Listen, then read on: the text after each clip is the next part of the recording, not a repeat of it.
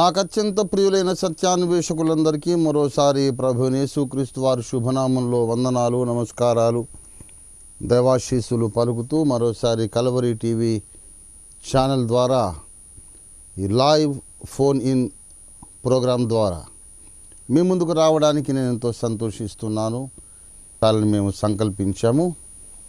అందరూ కూడా దయచేసి దీని కొరకు ప్రార్థన చేయండి. ఈ ప్రోగ్రాం ఒక సూపర్ హిట్ ప్రోగ్రామ్ అని, అత్యంత ఆశీర్వాదకరంగా ఉన్నదని మాకు కొన్ని వేల ఫోన్ కాల్స్ రెస్పాన్సెస్ వస్తున్నాయి. వారందరికీ కూడా ప్రత్యేకంగా వందనాలు తెలియచేస్తున్నాం.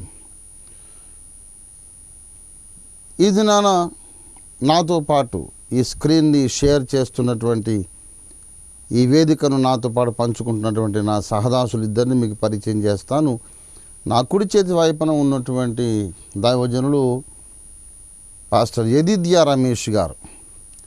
వారు మా అగాపే ఫుల్ గాస్పల్ మినిస్ట్రీస్ సంఘ స్థాపన కొరకు మేము పెట్టుకున్నటువంటి వింగ్ అన్నమాట. అది ఓఫీర్ మినిస్ట్రీస్ అనే అధికార ఛత్రం కింద చాలా విభాగాలు ఉన్నాయి. అందులో అగాపే ఫుల్ గాస్పల్ మినిస్ట్రీస్ అనగా సువార్త ప్రకటన ద్వారా ఆత్మలను రక్షణలోకి నడిపించి బాప్తిస్మములు ఇచ్చి వాళ్ళను ఇండాక్ట్రినేట్ చేసి సత్యమునకు స్తంభములుగా సంఘాలు నాటడానికి ఉద్దేశించినటువంటి మా పరిచర్య విభాగము agape full gospel ministries.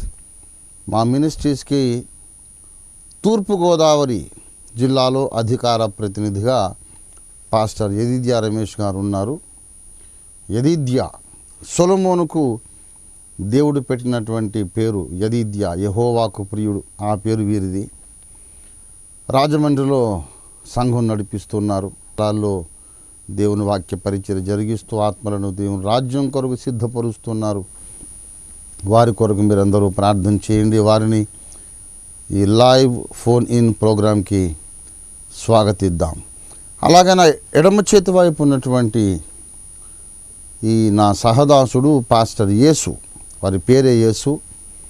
Kurnool జిల్లాలో మా అగాపే ఫుల్ గాస్పల్ మినిస్ట్రీస్కి అధికార ప్రతినిధిగా వారు ఉన్నారు. చక్కని వాక్య సేవకులు, సంఘ కాపరి, మరి చూపులకు వయసుకు చిన్నవాడైన ఘనమైన సేవ చేస్తున్నటువంటి నా సహదాసుడు, నాకు కుమారుడు, మళ్ళీ నా సహదాసుడు, నా తోడు యోధుడు. దాదాపుగా మా సంస్థలో ఉన్నటువంటి సేవకులు, సేవకురాళ్ళు చాలామంది నన్ను నాన్నగారు అనే వాళ్ళు చాలామంది ఉన్నారు. అయ్యగారు అంటారు, అన్నయ్య అంటారు. మేము ఒక సంస్థను స్థాపించలేదు ప్రియులారా. 35 సంవత్సరాలుగా ఒక కుటుంబాన్ని కట్టుకున్నాం. కనుక ఈ నా సహదాసుల కొరకు ఇటు నా ఎడమ చేతి వైపు ఉన్నటువంటి పాస్టర్ యేసు, నా కుడి చేతి వైపు పాస్టర్ యదిద్యా, వారిని స్వాగతిస్తున్నాను. చిన్న ప్రార్థన చేసుకొని ఈనాటి కార్యక్రమాన్ని ప్రారంభించుకుందాం. ప్రేమ కలిగిన మా మహాపరిశుద్ధ తండ్రి, ఈ దినమున మరొకసారి ప్రభు ఈ కల్వరీ టీవీ ఛానల్ ద్వారా లైవ్ ఫోన్ ఇన్ ప్రోగ్రాం ద్వారా ప్రభువా 2 తెలుగు రాష్ట్రాల్లోని నీ భక్తులను, నీ యొక్క పిల్లలను సంధించడానికి, వారితో సంప్రదింపులు జరపడానికి, కలిసి నీ వాక్యమును చర్చించుకోవడానికి, మేము కలిసి నీ సత్యము నేర్చుకోవడానికి ఇచ్చిన అవకాశము కొరకు నీకు స్తోత్రం చెల్లిస్తున్నాం. కల్వరీ ఛానల్ యాజమాన్యమును, స్టాఫ్ అందరినీ కూడా మీరు ఆశీర్వదించవలసిందిగా వేడుకుంటున్నాం. ఈ దినము నీ దాసుడు వట్టివాడే ప్రభువా, మీ దాసుని నీ పరిశుద్ధ శిలువ రక్తముతో కడిగి మీ దాసుని నోట నీ మాటల నుంచి మాకు అవసరమైన వర్తమానము పంపించమని, క్షేమాభివృద్ధికరమైన ప్రశ్నలు, వాటికి వాస్తవంగా పరిశుద్ధాత్మ ప్రేరితమైన జవాబులు మాకు దయచేయమని యేసు పరిశుద్ధ నామములో అడుగుచున్నాం తండ్రి, ఆమేన్. ప్రియులారా, మీరు మీ ప్రశ్నలతో రెడీగా ఉన్నారని నేను ఆశిస్తూ ఉన్నాను. ఒక 5 నిమిషాలు ఒక చిన్న మాట మీకు చెబుతాను. ఆ తర్వాత ప్రశ్నోత్తరాల్లోనికి వెళదాం. అపొస్తలుల కార్యాలు 17వ అధ్యాయము 28వ వచనాన్ని చదువుతున్నాను, చిత్తగించండి. మనం ఆయన యందు బ్రతుకుచున్నాము, చలించుచున్నాము, ఉనికి కలిగి ఉన్నాము. అటువలే మనము ఆయన సంతానమని మీ కవీశ్వరులో కొందరును చెప్పుచున్నారు. ఇది మహాసభ వారి ఎదుట అరేయోపగు అనే సభ మధ్య నిలిచి అపొస్తలుడైన పౌలు భక్తుడు చెప్పినటువంటి మాట.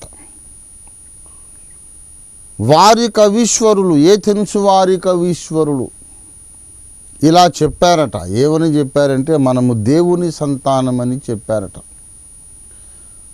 దానికి అర్థం ఏంటంటే పౌలు భక్తుడు యూదా ప్రవక్తల, ఇశ్రాయేలు యొక్క ప్రవక్తల యొక్క గ్రంథాలు మాత్రమే కాకుండా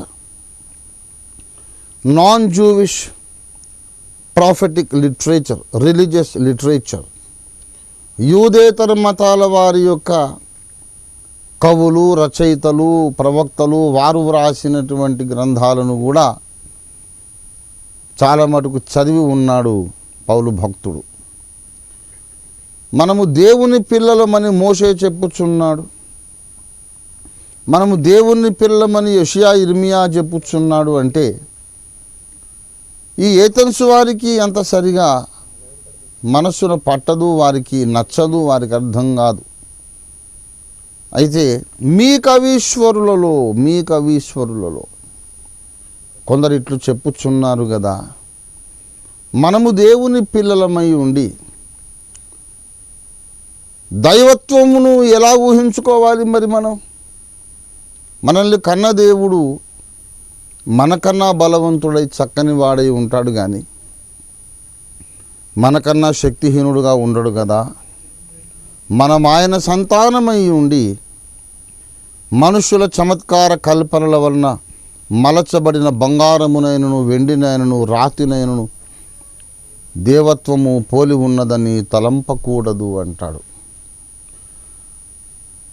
విగ్రహములను ఆరాధించకండి, మనము దేవుని పిల్లలము, మనల్ని కన్నవాడు కూడా మనలాగే సజీవుడై ఉంటాడు అనే కాన్సెప్ట్ చెప్పడానికి పౌలు భక్తుడు ఏథెన్సు వారి కవీశ్వరుల గ్రంథాలనే కోట్ చేస్తున్నాడు, ఎత్తి చెబుతున్నాడు. అంతేకాదు పౌలు భక్తుడు తీతుకు రాసిన పత్రికల్లో కూడా మరోసారి యూదేతర మత గ్రంథాల లేక కవీశ్వరుల మాటలను ఎత్తి ఉటంకించడం మనం చూస్తాం. తీతుకు రాసిన పత్రిక 1వ అధ్యాయము 12వ వచనం, వారిలో ఒకడు అనగా వారి సొంత ప్రవక్తలలో ఒకడు ఇట్లనెను, క్రేతీయులు ఎల్లప్పుడూ అబద్ధికులను, దుష్టమృగములను, సోమరులకు తిండిబోతులనై ఉన్నారని చెప్పి ఉన్నాడు. ఈ సాక్ష్యము నిజమే అన్నాడు. క్రేతు వారి ప్రవక్తలు అట, కవులు కాదు. ఏథెన్సు వారి కవీశ్వరులు అన్నాడు. అంటే మనము సుమతి శతకారుడైనటువంటి బద్దెన్న గారు, వేమన యోగి, అలాగే ఇతర శతకారులు చాలామంది ఉన్నారు, అనేక మంది కవులు ఉన్నారు. మామూలుగా సెక్యులర్ కవిత్వం అన్నమాట వాళ్ళు రాసింది. అలాంటి కవీశ్వరుల యొక్క పేర్లు మనం చెప్పుకుంటాం. ఇక్కడ ప్రవక్తలు అంటే మత గ్రంథములు వ్రాసిన మహర్షులు అన్నమాట. ప్రవక్తని ఎవరిని అంటారు? దేవుని పక్షంగా మాట్లాడేవాడిని ప్రవక్త అంటారు. గనుక క్రేతు వారి సొంత ప్రవక్త అంటే నేను దేవుని పక్షముగా మాట్లాడుచున్నాను అని ప్రకటించుకున్నటువంటి మత నాయకుడు, మత సంస్కర్త, మత పుణ్య గ్రంథకర్త అన్నమాట. అలాంటి వాళ్ళ గ్రంథాలు కూడా పౌలు చదివాడు.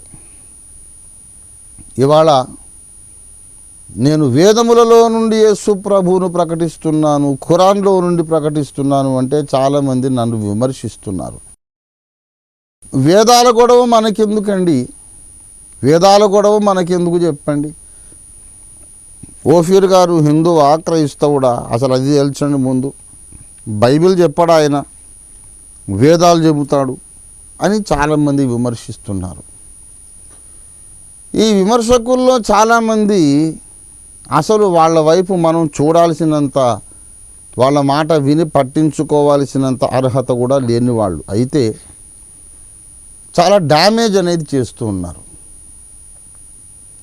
విశ్వాసులు గొర్రెలు సత్యాన్ని నమ్మే కంటే అబద్ధాన్ని తొందరగా నమ్ముతారు. కనుక ఈ అనామకులు అర్భకులు, సరైనటువంటి మెంటల్ మెచ్యూరిటీ లేనటువంటి బోధకులు చాలామంది ఈ డ్యామేజింగ్ ప్రాపగెండా, నెగిటివ్ ప్రాపగెండా చేస్తూ ఉన్నారు. అస్తమానం వేదాలు అంటాడు, ఎందుకండి, బైబిల్ చెప్పాలి కానీ అంటాడు.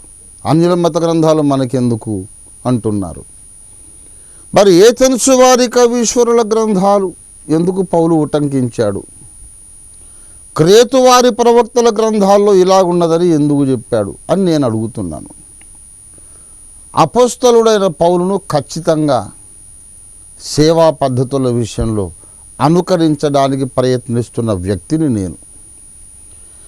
నేను నా సహచరులు, నా అనుచరులు, నా శిష్యులు ఏదైనా చెయ్యాలి అంటే ముందు బైబిల్ చూస్తాం. పౌలు భక్తుడు ఈ మాట అన్నాడా అంటే మనం అనవచ్చు. పౌలు భక్తుడు ఈ విధానం అవలంబించాడా? అలాగైతే మనం కూడా అవలంబించవచ్చు అని పౌలును ఒక మాదిరి పురుషునిగా మేము పెట్టుకొని సేవ జరిగిస్తూ ఉన్నాం. ఏథెన్సు వారితో మాట్లాడేటప్పుడు ఏథెన్సు వారి కవుల మాటలను ఉటంకించాడు. క్రేతులో సేవ చేస్తున్నటువంటి తీతుకు హెచ్చరిక వాక్యం చెప్పేటప్పుడు, లేక కొన్ని ఆదేశములు, ఉపదేశములు, మార్గదర్శక సూత్రాలు చెప్పేటప్పుడు క్రేతు వారి పుణ్య గ్రంథాల ప్రస్తావన తెచ్చాడు. గనక ఏ గ్రంథం ఎత్తుకుంటేనేమి కంక్లూజన్ ముఖ్యం. ఖురాన్ అయినా ఎత్తుకుంటాము, ఇతర హైందవ మత గ్రంథాలు, సనాతన గ్రంథాలు ఎత్తుకుంటాం, సైన్స్ ఎత్తుకుంటాం, చరిత్ర గ్రంథాలు తీసుకుంటాం, రాజ్యాంగాన్ని తీసుకుంటాం. ఏ గ్రంథాన్ని తీసుకుంటేనేమి కంక్లూజన్ ఒకటే, మరి ఎవని వలనను రక్షణ కలుగదు, ఈ నామముననే మనము రక్షణ పొందవలే అని అపోస్తలుల కార్యాలు 4:12 పేతురు యోహానులు చెప్పినటువంటి మాట మా కంక్లూజన్. రామాయణంలో నుంచి మాట్లాడతాం, మహాభారతంలో నుంచి మాట్లాడతాం, ఖురాన్లో నుండి మాట్లాడతాం, చతుర్వేద సంహితలో నుండి మాట్లాడతాం. ఎక్కడి నుంచి బయలుదేరామనేది ప్రాముఖ్యం కాదు, కంక్లూజన్, ప్రసంగ గమ్యము అనేది ప్రాముఖ్యం. We're endeavouring to project Christ as the one and only true Savior of the whole mankind. There is no salvation in any other name other than Jesus of Nazareth. యేసు, నజరేయుడైన యేసు ద్వారా తప్ప ఎవరి ద్వారా కూడా రక్షణ కలగదు అనేది మా యొక్క రాజీ లేని బోధన, ప్రకటన.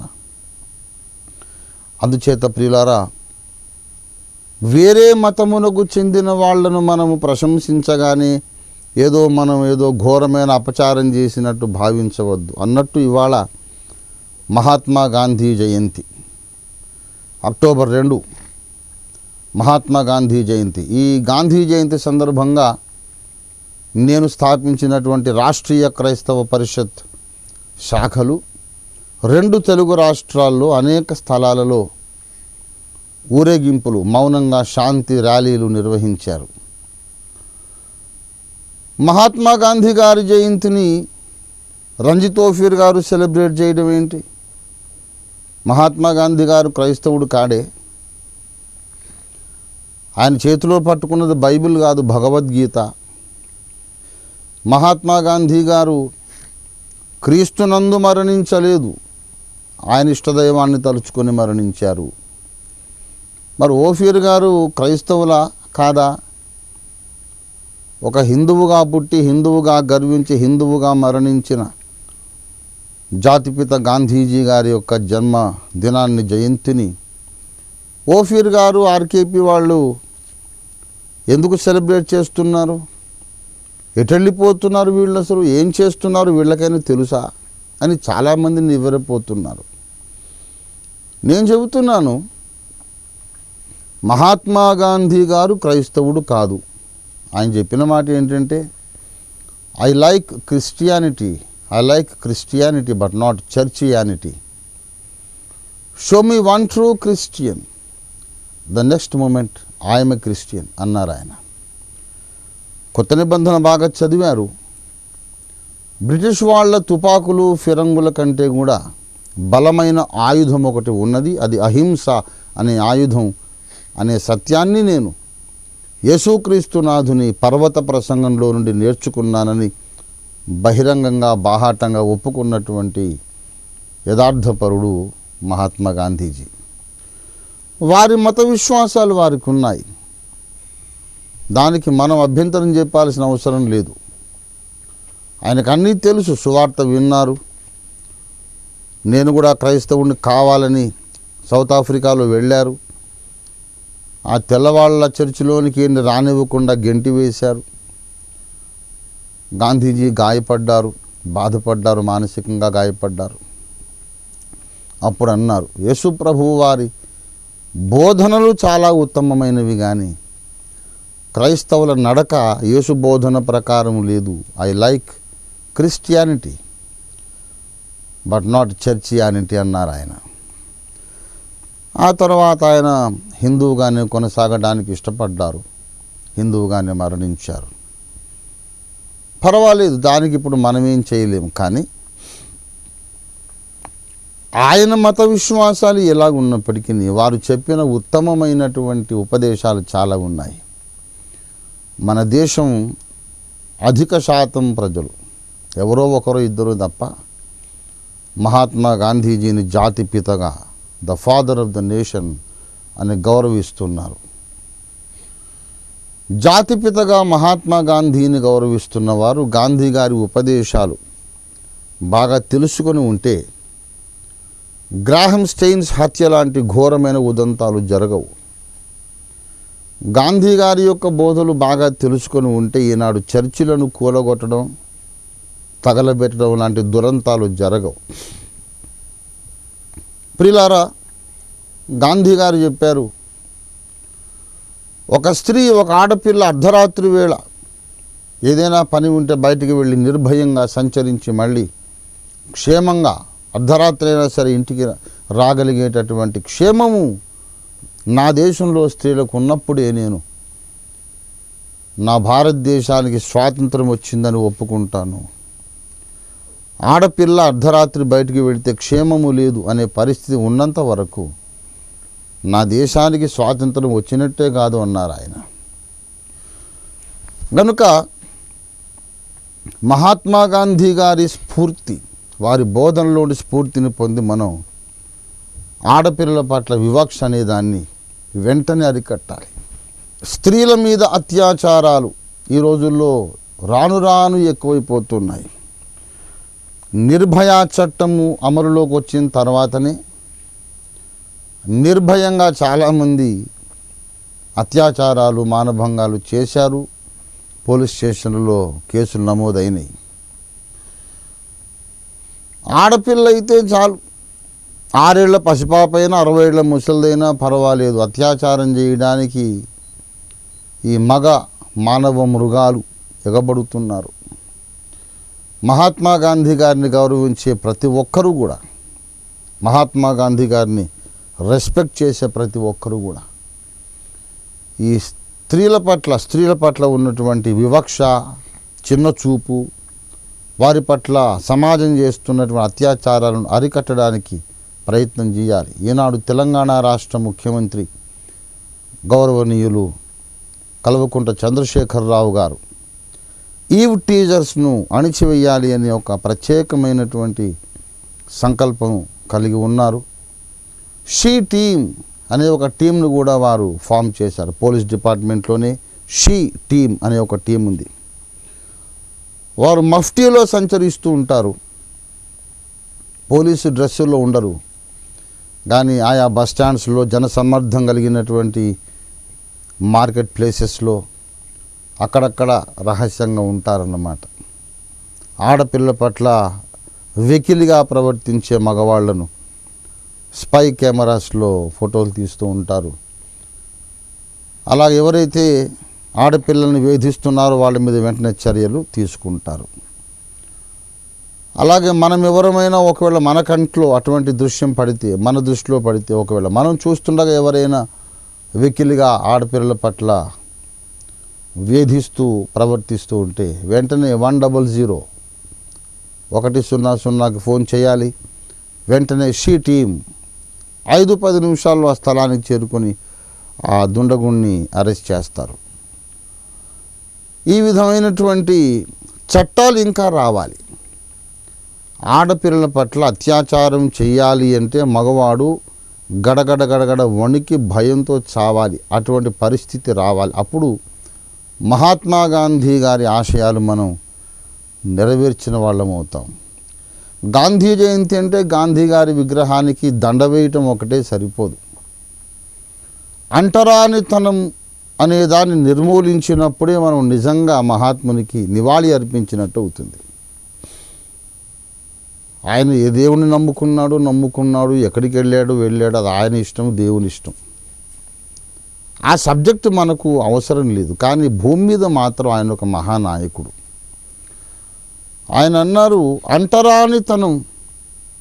అంటరానితనం ఎవరో ఒకడు అంటరాని వాడని చెప్పడం దేవునికి, భగవంతునికి విరోధంగా మానవుడు చేయగలిగిన అత్యంత నీచమైన పాపం, నికృష్టమైన పాపం అన్నారు గాంధీజీ. హరిజన వాడలకు వెళ్ళారు. ఆ వాడలు ఆయన తన చేతులతో శుభ్రం చేశారు.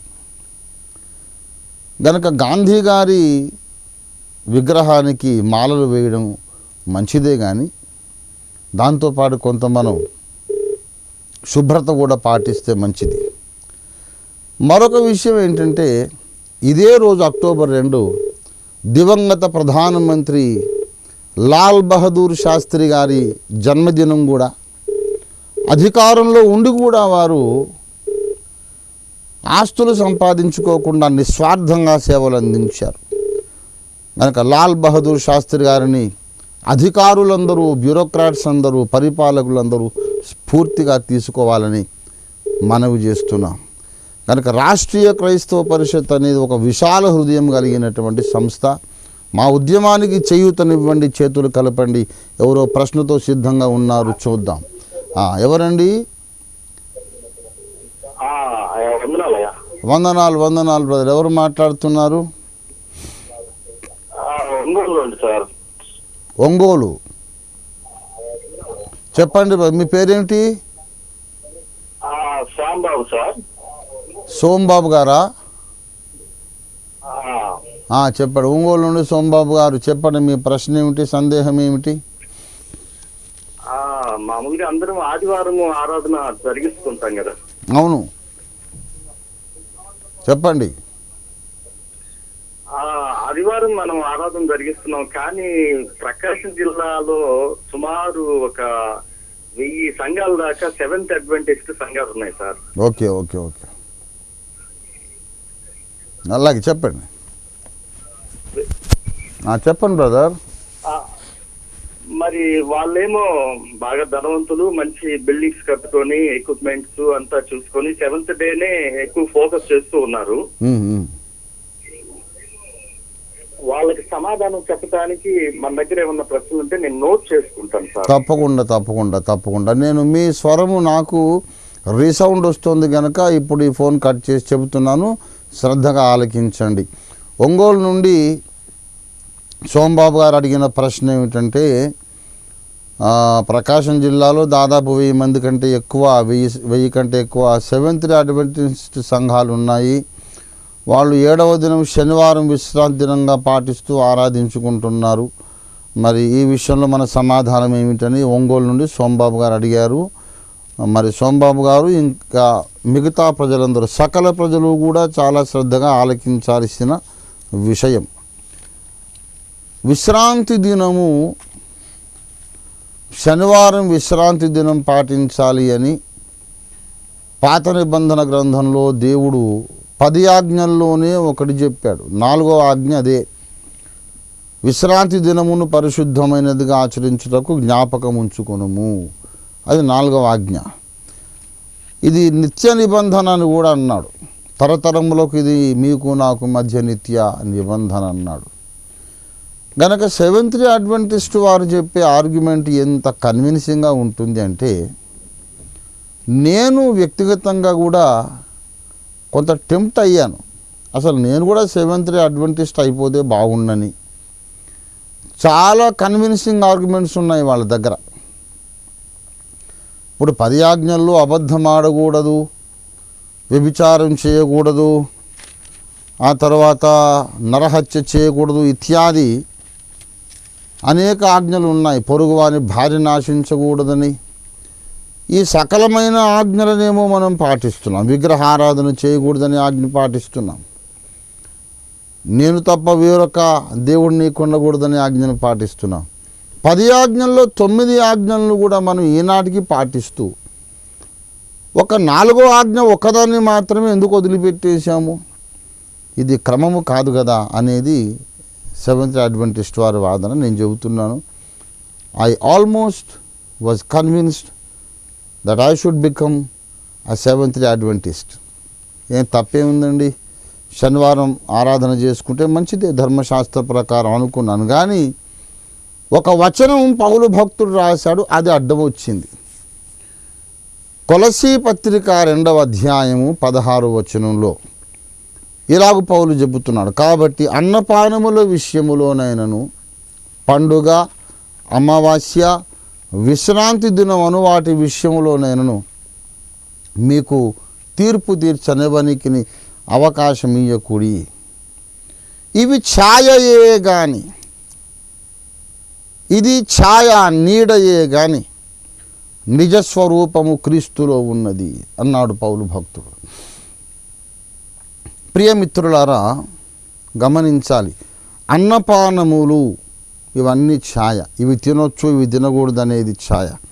అసలైన ఆహారము క్రీస్తులో ఉంది. పండుగలు, పస్కా, తర్వాత పొంగని రొట్టెలు, ప్రథమ ఫలములు, పెంతుకోస్తు, బూరెల పండుగ, ఇలా 7 పండుగలు, పర్ణశాల పండుగ వరకు 7 పండుగలు, ఇవన్నీ ఛాయయే కానీ అసలైన పండుగ యేసులో ఉన్నది. అమావాస్య ఒక ఛాయ, అసలైన అమావాస్య న్యూ మూన్ యేసులో ఉన్నది. విశ్రాంతి దినం అనేది ఒక ఛాయ, అసలైన విశ్రాంతి క్రీస్తులో ఉన్నది. ఇది కొలసీ 2:16 చెబుతున్నమాట. మనం ఇంకనూ శనివారం పాటిస్తూ ఉండకపోవడానికి కారణం ఏంటంటే, యేసు వచ్చినప్పుడు అసలైన విశ్రాంతి వచ్చింది, ఛాయారూపక విశ్రాంతి కొట్టివేయబడింది. ఈనాడు మనకు ఆదివారం కూడా విశ్రాంతి దినం కాదు. మన విశ్రాంతి దినము శనివారము నుండి ఆదివారానికి షిఫ్ట్ అయిందని చెప్పుకోవడం కూడా తప్పే. Sunday is not the Christian Sabbath. యూదులకేమో శనివారం సబ్బాతు, క్రైస్తవులకేమో ఆదివారం సబ్బాత్ అనేది విశ్రాంతి అనేది తప్పు. Our Sabbath is not Sunday, our Sabbath is Jesus Christ himself. Our Sabbath is a person, not a day, not a period of 24 hours. 24 గంటల సమయం కాదు మన సబ్బాతు. మన సబ్బాతు ఒక వ్యక్తి, యేసు అనే వ్యక్తి. యేసులో ప్రవేశించిన వాడు విశ్రాంతి పొందుతాడు. తన పాప క్షమాపణ కొరకిక తాను ప్రయాసపడడు. యేసు ప్రభు శిలువలో చేసిన యజ్ఞం మీద ఆధారపడతాడు. తాను హైరాణ పడడు, కలవరపడడు, భయపడడు. యేసు రక్తమే నాకు చాలనుకుంటాడు. తన పాప క్షమాపణ కొరకిక క్రైస్తవుడు ఏమాత్రమూ కష్టపడడు. క్రైస్తవునికి ఉన్నది వారానికి 1 రోజు విశ్రాంతి కాదు, వారానికి 7 రోజుల విశ్రాంతి, జీవితకాలమంతా విశ్రాంతి. ప్రయాసపడి భారము మోసుకొనుచున్న సమస్త ప్రజలారా, నా యొద్దకు రండి, నేను మీకు విశ్రాంతినిచ్చేదను అన్నారు యేసునాథుడు. ఆ విశ్రాంతిని పొందిన మనకు ఇక వారానికి ఒక విశ్రాంతి అక్కర్లేదు, మనకు నిత్య విశ్రాంతి ఉన్నది. హెబ్రీ పత్రిక 4వ అధ్యాయము దయచేసి 9వ వచనం, కాబట్టి దేవుని ప్రజలకు విశ్రాంతి నిలిచి ఉన్నది. 10వ వచనం, ఎందుకనగా దేవుడు తన కార్యములను ముగించి విశ్రమించిన ప్రకారము ఆయన యొక్క విశ్రాంతిలో ప్రవేశించిన వాడు కూడా తన కార్యములను ముగించి విశ్రమించును. ఇది ఒక లైఫ్ టైం ఎక్స్పీరియన్స్. హీబ్రూస్ 4:10 చూసుకోండి దయచేసి. మనకు విశ్రాంతి అనేది యేసులో బయలుపరచబడింది. పాత నిబంధన కాలంలో నేను నీకు విశ్రాంతినిచ్చేదను అని చెప్పిన యేసు అప్పటికి ఇంకా రాలేదు గనక యేసులో ప్రవేశించిన వాడు ఏ రీతిగా విశ్రమిస్తాడో దాన్ని ఛాయారూపకంగా చూపడానికి వారానికి ఒకరోజు విశ్రాంతి దేవుడు ఏర్పాటు చేశాడు. కొంతమంది అంటారు విశ్రాంతి అనేది నిత్య నిబంధన అని దేవుడు చెప్పాడు కదా, మరి నిత్య నిబంధన అయినప్పుడు అది యేసు రాకడతో కొట్టివేయబడిందని ఎలాగనుకోవాలి, ఎందుకు అనుకోవాలి అని కొంతమంది ప్రశ్నిస్తారు. నిత్య నిబంధన అంటే ఎల్లకాలం ఉండాలి, కొంతకాలం అయ్యాక కొట్టివేయబడడం కాదు కదా. వాళ్ళకు సమాధానం మీరు చెప్పడానికి సోమబాబు గారు కానీ ఇంకెవరైనా కానీ తెలుసుకోండి. ఆదికాండము 17వ అధ్యాయము 13వ వచనం. ఆదికాండం 17:13.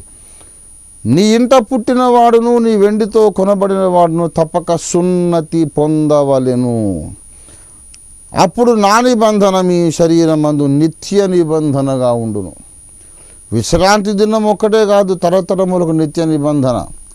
సున్నతి కూడా, గోప్యాంగ చర్మమున సున్నతి చేయబడుట కూడా నిత్య నిబంధన అని బైబిల్లో ఉంది. మరి శనివారం నిత్య నిబంధన అన్నాడు కనుక మనం ఇంకా చెయ్యాలి అని చెబుతున్న సెవెంత్ అడ్వెంటిస్ట్ వారు సున్నతి కూడా నిత్య నిబంధన అని దేవుడు అన్నాడు కనుక వాళ్ళు సున్నతి ఎందుకు చేసుకోవడం లేదో మనకు వివరించాల్సిన అవసరం ఉంది. నిత్య నిబంధన అని చెప్పబడిన సున్నతిని ఎందుకైతే మనం మానివేశామో అదే కారణంతో శనివారం విశ్రాంతి దినంగా ఆచరించడం మానేశాం. ఇప్పుడు మనకు ఒకరోజు విశ్రాంతి ఏం కర్మ, మనకు వారానికి 7 రోజుల విశ్రాంతి, నెలకు 30 రోజుల విశ్రాంతి, సంవత్సరానికి 365 రోజుల విశ్రాంతి. యేసులో ప్రవేశించిన వారికి నిత్య విశ్రాంతి ఉన్నది కనుక అది ఛాయ అన్నాడు కనుక మనం ఇక పాటించడం లేదు. ఇది మీరు ఇవ్వాల్సిన సమాధానం. Over to the next question please.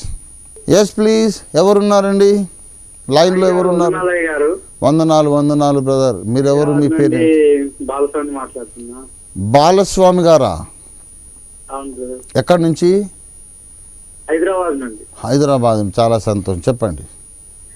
ఏం లేదు, ఇప్పుడు యాషువా మెస్సయ్య అనే సంఘం వారు ఇప్పుడున్న సంఘాలని చాలా గలిబిలి చేస్తున్నారు పత్రికలు ఇచ్చి. అవును, వాళ్ళు చెప్పేది అసలు యేసునామం కాదు, యాషువా మెస్సయ్య అనే నామం అని చెప్తున్నారు. మరి అది ఎంతవరకు కరెక్ట్? తర్వాత ఇంకో క్వశ్చన్, న్యూమరాలజీ గురించి. అంటే వాస్తు మనం నమ్మొచ్చా? న్యూమరాలజీ అనేది అంటే మనం పేరులో కొన్ని అక్షరాలు మార్చుకుంటే మనకు వ్యాపారీత్యా కానీ ఇంకా అనేక విధాలుగా లాభం అవుతున్నా చెప్తున్నారు. మరి అది ఎంతవరకు నమ్మొచ్చు అనేది నా క్వశ్చన్. సంతోషం, మంచిది. మీ పేరు బాలస్వామి గారు కదా? అవును. మంచిది. హైదరాబాద్ నుండి బాలస్వామి గారు అడిగినటువంటి ప్రశ్నలు 2.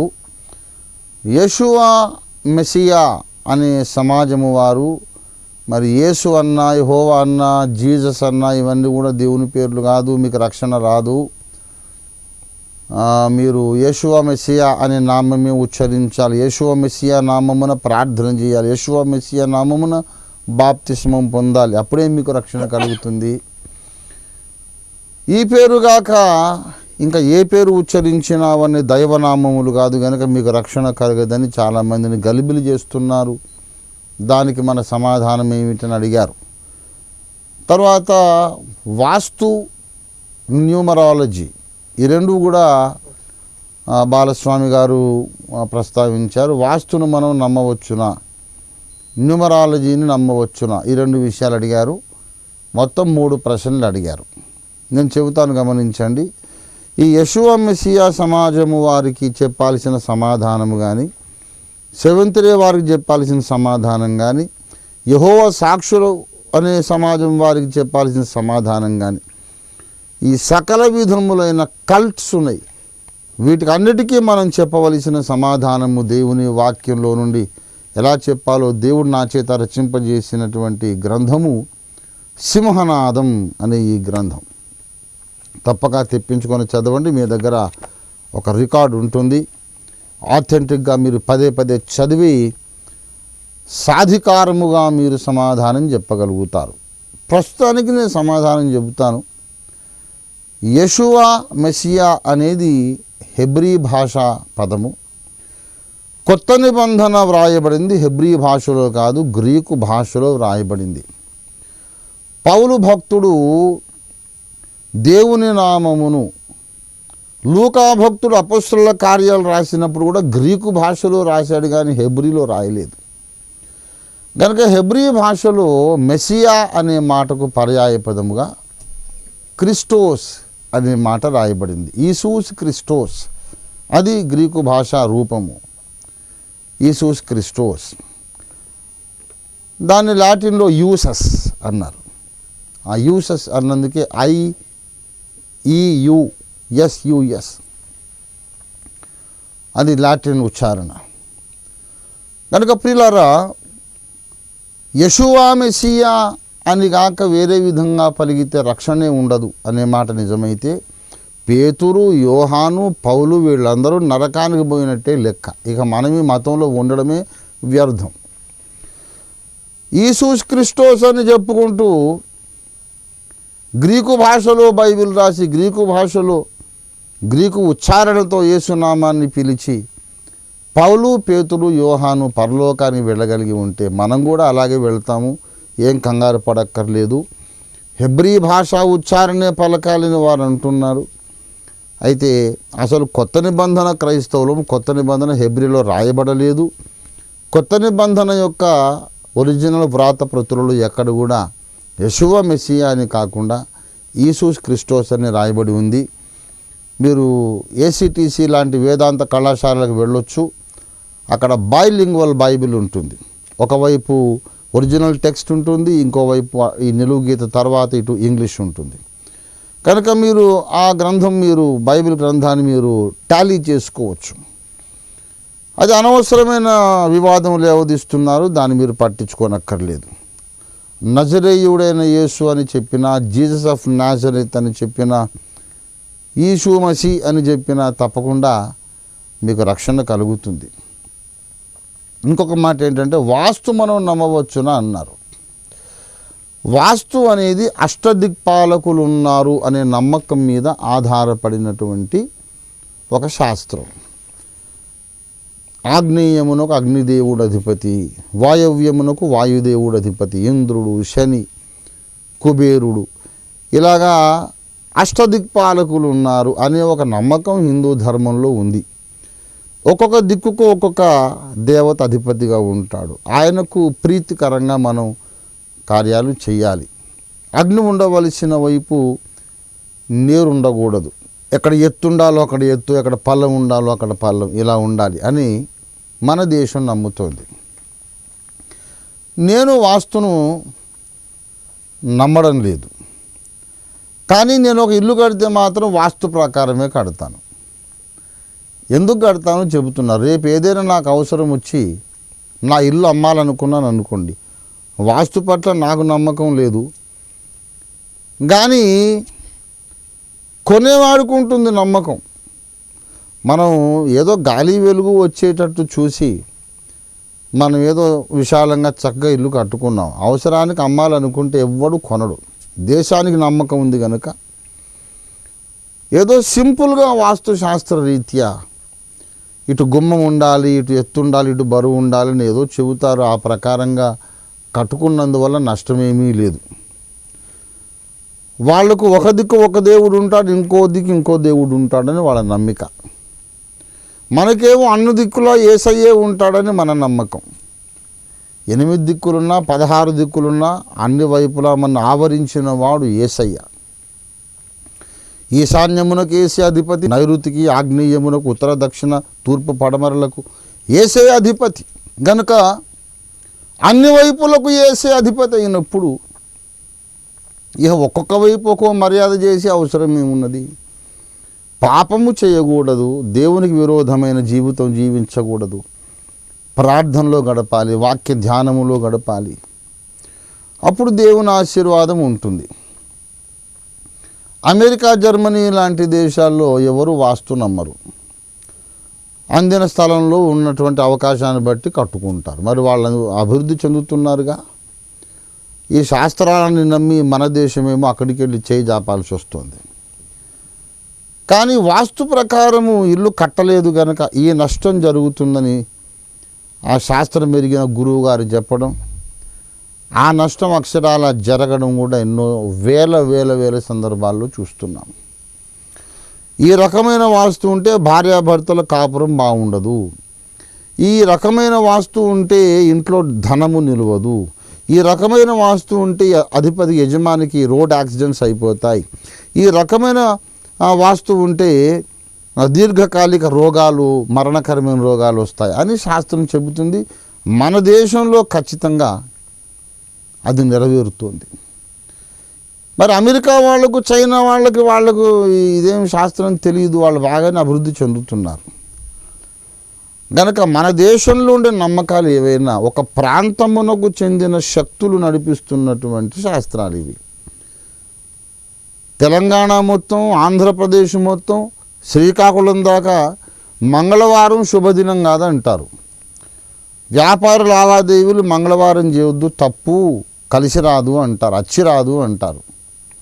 శ్రీకాకుళం దాటి ఒరిస్సాలో అడుగు పెడితే మంగళవారమే శుభదినం అండి. आज मंगल का दिन है, जो कुछ भी व्यापार करना है आज का ही दिन करना है. मंगल का दिन मंगल होगा. మంగళవారమే మంగళం సిద్ధిస్తుంది. మంగళవారం అన్నదే అందుకు కదా. మంగళవారం రండి అగ్రిమెంట్ రాసుకుందాం అంటాడు ఒరిస్సా వాడు. తెలుగు వాళ్ళకేమో మంగళవారం చెడ్డ రోజు, ఒరిస్సా వాళ్లకు మంగళవారమే మంచి రోజు. మళ్ళీ ఇద్దరూ భారతీయులే. మరి మంగళవారం అని శాస్త్రులు వారు చెప్పినా సరే వినకుండా అగ్రిమెంట్ రాసుకున్న వాళ్లకు ఫెయిల్ అయిపోయిన సందర్భాలు ఉన్నాయి. ఒరిస్సాలో వేరే శక్తులు పనిచేస్తున్నాయి, ఇక్కడ వేరే శక్తులు పనిచేస్తున్నాయి. కాబట్టి ఈ ప్రపంచాన్ని పడిపోయిన దేవదూతలు పరిపాలిస్తున్నారు.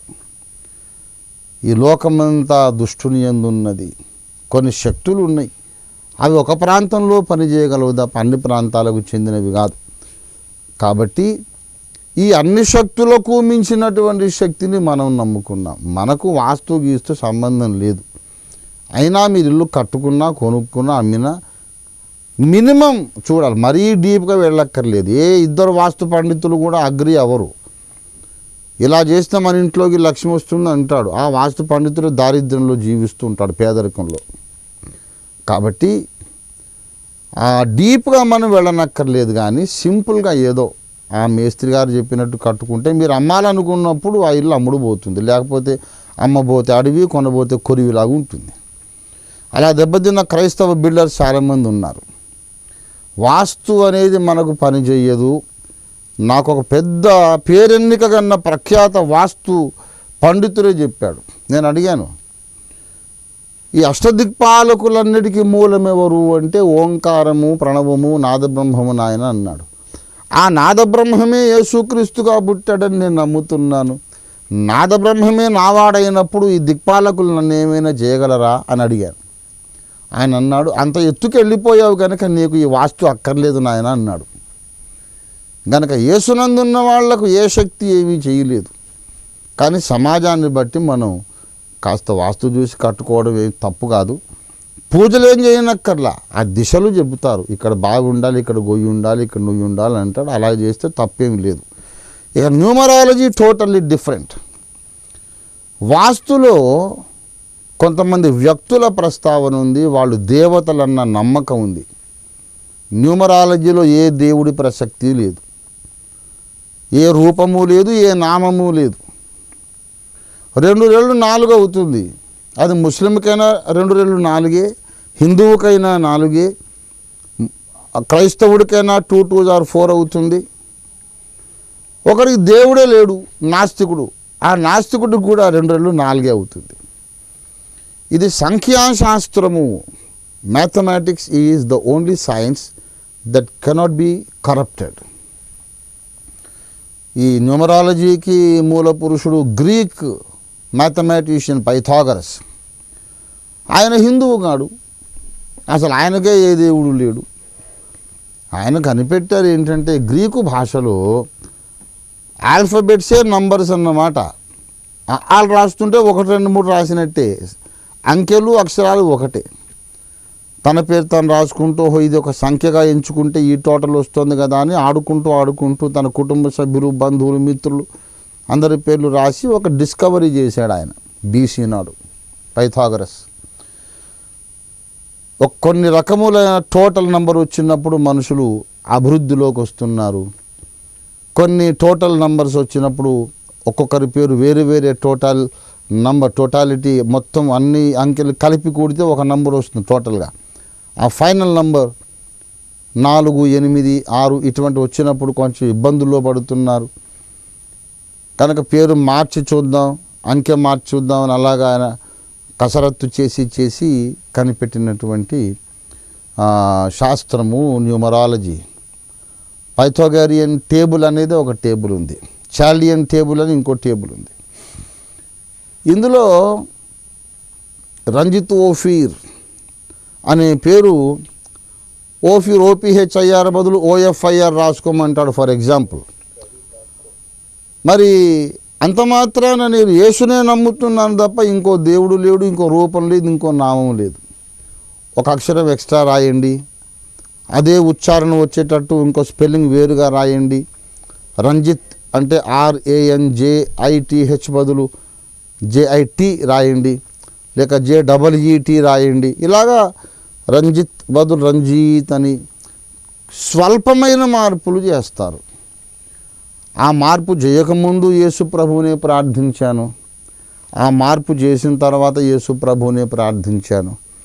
నా మనసులోకి కానీ ఊహల్లోకి కానీ ఇంకో దేవుని రూపము రాలేదు, నామము రాలేదు.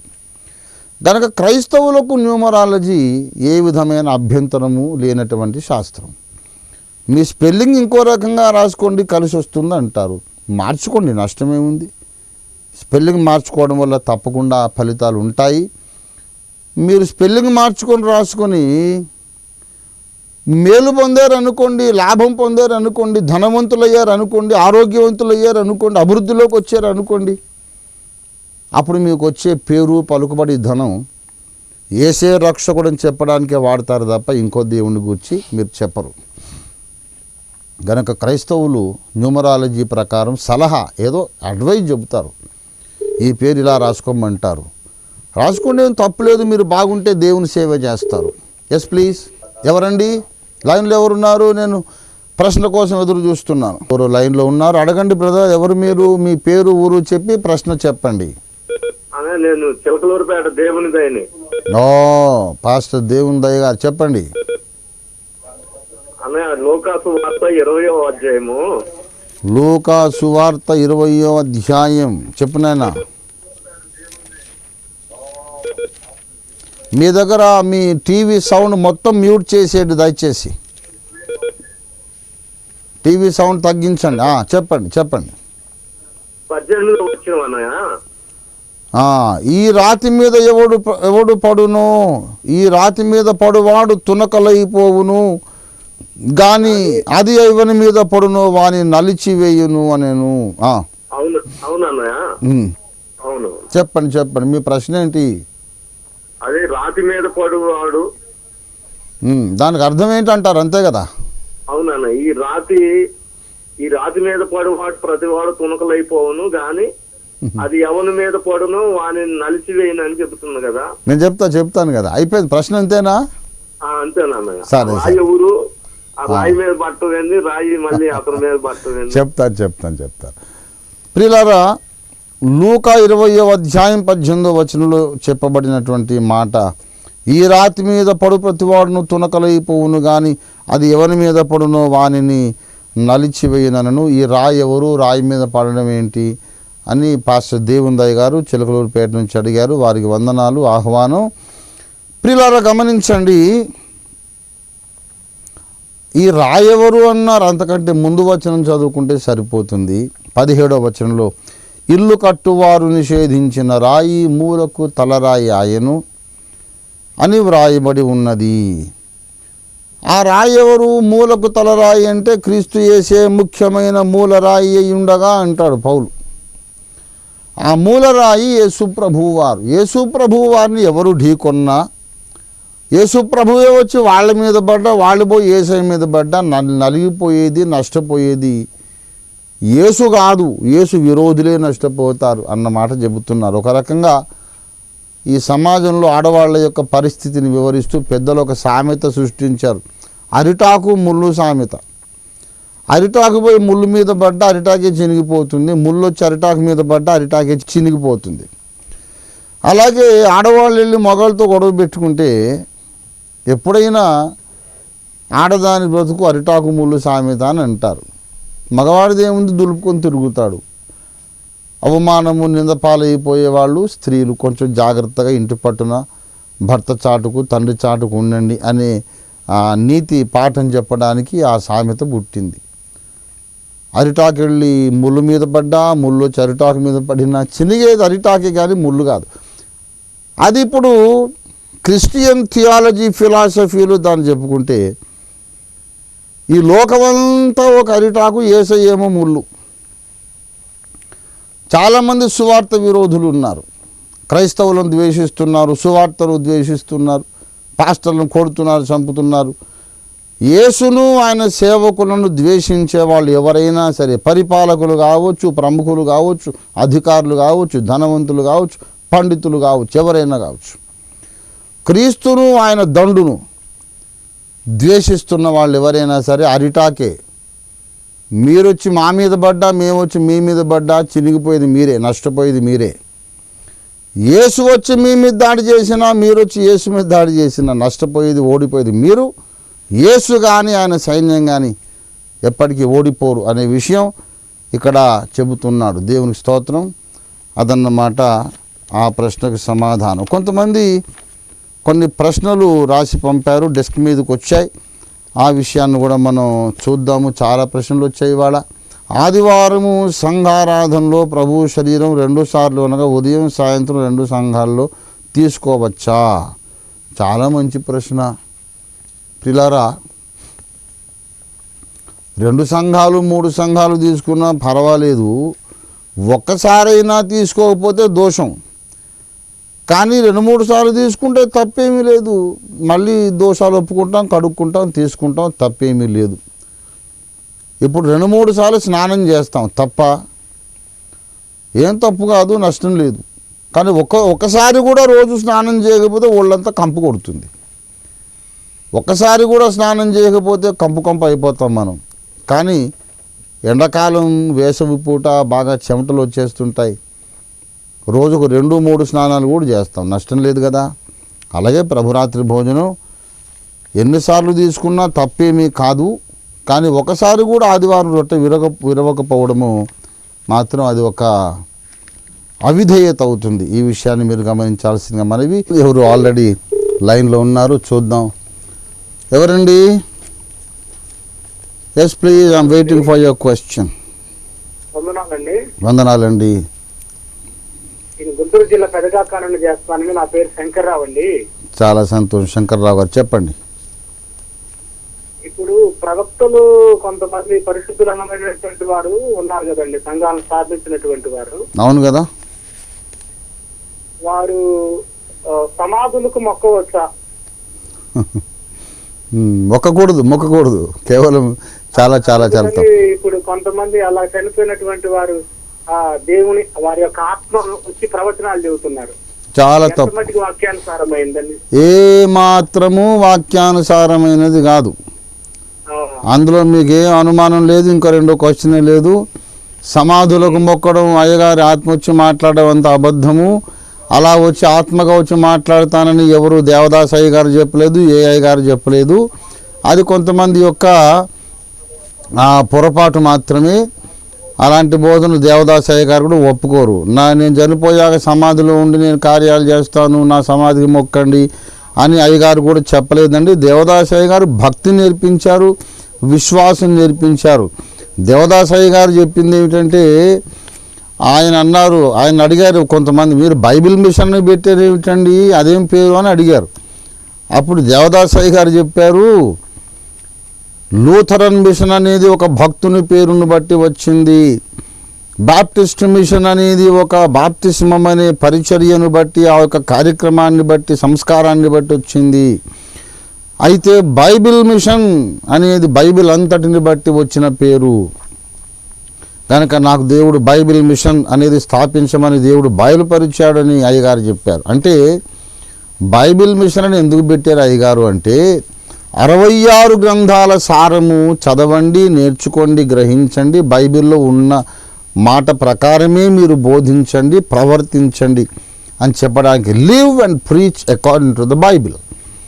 Don't do anything, don't preach anything against the Bible. బైబిల్లో లేనిదేది చెప్పొద్దు, చెయ్యొద్దు, బైబిల్లో ఉన్నదే చెప్పాలి, చెయ్యాలి అని నేర్పించిన మహాభక్తులు దేవదాసయ్య గారు. కనుక కొంతమంది ఈ రోజుల్లో అదొక విగ్రహారాధనగా తయారు చేశారు. దానికి అయ్యగారు బాధ్యుడు కాదు, దేవదాసయ్య గారు కానీ బైబిల్ మిషన్ నాయకులు కానీ బాధ్యులు గారు. అది మనం గౌరవించదగిన సంఘాల్లో ఒకటి. మరి అలా చనిపోయిన భక్తుల ఆత్మలు వచ్చి మాట్లాడడం అనేది కూడా వాక్య ప్రకారం కాదు. పరిశుద్ధాత్మ దేవుడు మాట్లాడతాడు తప్ప భక్తుల ఆత్మలు విశ్రాంతి పొందుతున్నాయి. ప్రకటన 14:13 ప్రకారం మరి ఇప్పటి నుండి ప్రభువునందు మృతులు ధన్యులు, వారు తమ ప్రయాసములు మాని విశ్రాంతి పొందుదురు, వారి క్రియలు వారి వెంట వెళ్ళు.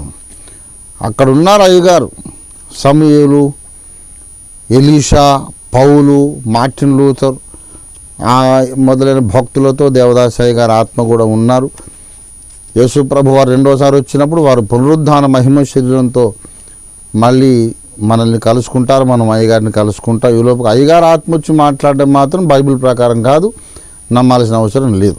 ప్రభువాని పిలుచువారు పరలోక రాజ్యము వెళ్ళడు కానీ తండ్రి చిత్తము ప్రకారము జరిగించువాడే పరలోకం వెళతాడు అని మత్తయి సువార్త 7:21 చెప్పారు ప్రభు.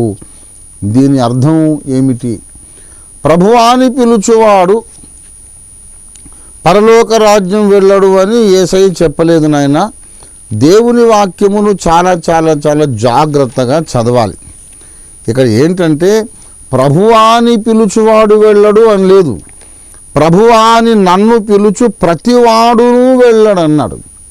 Not every one that calls me lord will go to heaven, not every one. అంటే అసలు ప్రభువాని అననే వద్దు, ప్రభువా అన్న ప్రతివాడు నరకానికి పోతాడని కాదని చెప్పింది. నన్ను ప్రభువాని పిలుచు వారిలో కూడా అనేక మంది నన్ను ప్రభు అంటారు, నా చిత్త ప్రకారం బ్రతకరు. నన్ను ప్రభు అంటారు, నేను చెప్పిన మాట వినరు, లోబడరు, నేను చెప్పిన పనులు చెయ్యరు. కనుక నా అధికారమునకు లోబడకుండా పెదవులతో మాత్రమే ప్రభు అంటే ప్రయోజనమే ఉన్నది అని ప్రభు చెప్పారు. నా తండ్రి చిత్త ప్రకారం చేయువాడే పరలోక రాజ్యంలో ప్రవేశిస్తాడు. అంటే తండ్రి చిత్తము చేయడము better than calling Jesus our Lord అని కాదు. మనం యేసును ప్రభువాని పిలవాలి, దానితో పాటు ఆయన ప్రభుత్వం కింద బ్రతకాలి. యేసు ప్రభు వారే చెప్పుకున్నారు, నేను బోధకుణ్ణి, ప్రభు, I'm the master and I'm the lord అని ప్రభు చెప్పుకున్నారు. యోహాను సువార్త 13:14 నన్ను మీరు బోధకుడని ప్రభువుని పిలుచున్నారు, నేను బోధకుడను ప్రభువును గనుక మీరిట్లు పిలుచుట న్యాయమే. 13:14 కూడా. కాబట్టి ప్రభువును బోధకుడైన నేను మీ పాదములు కడిగిన ఎడల మీరు అట్లు చేయవలసింది అన్నారు. కనుక యేసు ప్రభు వారిని మనం ప్రభువాని పిలుస్తాం, లేకపోతే ఇంకేమైనా పిలుస్తాం చెప్పండి, ఆయన ప్రభువే. కానీ ప్రభువా అని అన్నంత మాత్రాన ఆయన అయిపోయి మురిసిపోయి, అయ్య బాబాయ్ నన్ను ప్రభువా అనేసాడు కదా, ఇక వాడు ఎలా బ్రతికినా పర్వాలేదు, నన్ను ప్రభువా అన్నాడు కనుక వాడికి పరలోకం ఇచ్చేస్తాను అని అనుకొని అయిపోయేవాడు కాదు. ప్రభువాని పిలుస్తున్న నీవు నిజంగా ఆయన్ని ఒక రాజుగా అంగీకరించి ఆయనకు లోబడి బ్రతుకుతున్నావా లేదా అని చూస్తాడు అనే పాఠం ప్రభు అక్కడ ఖండితంగా చెబుతున్నాడు. పౌలు భక్తుడు స్త్రీలకు సంఘ బాధ్యతలు అప్పగించడం ఒప్పుకోలేదు అని. పౌలుకు స్త్రీల పట్ల ద్వేషం ఎందుకు?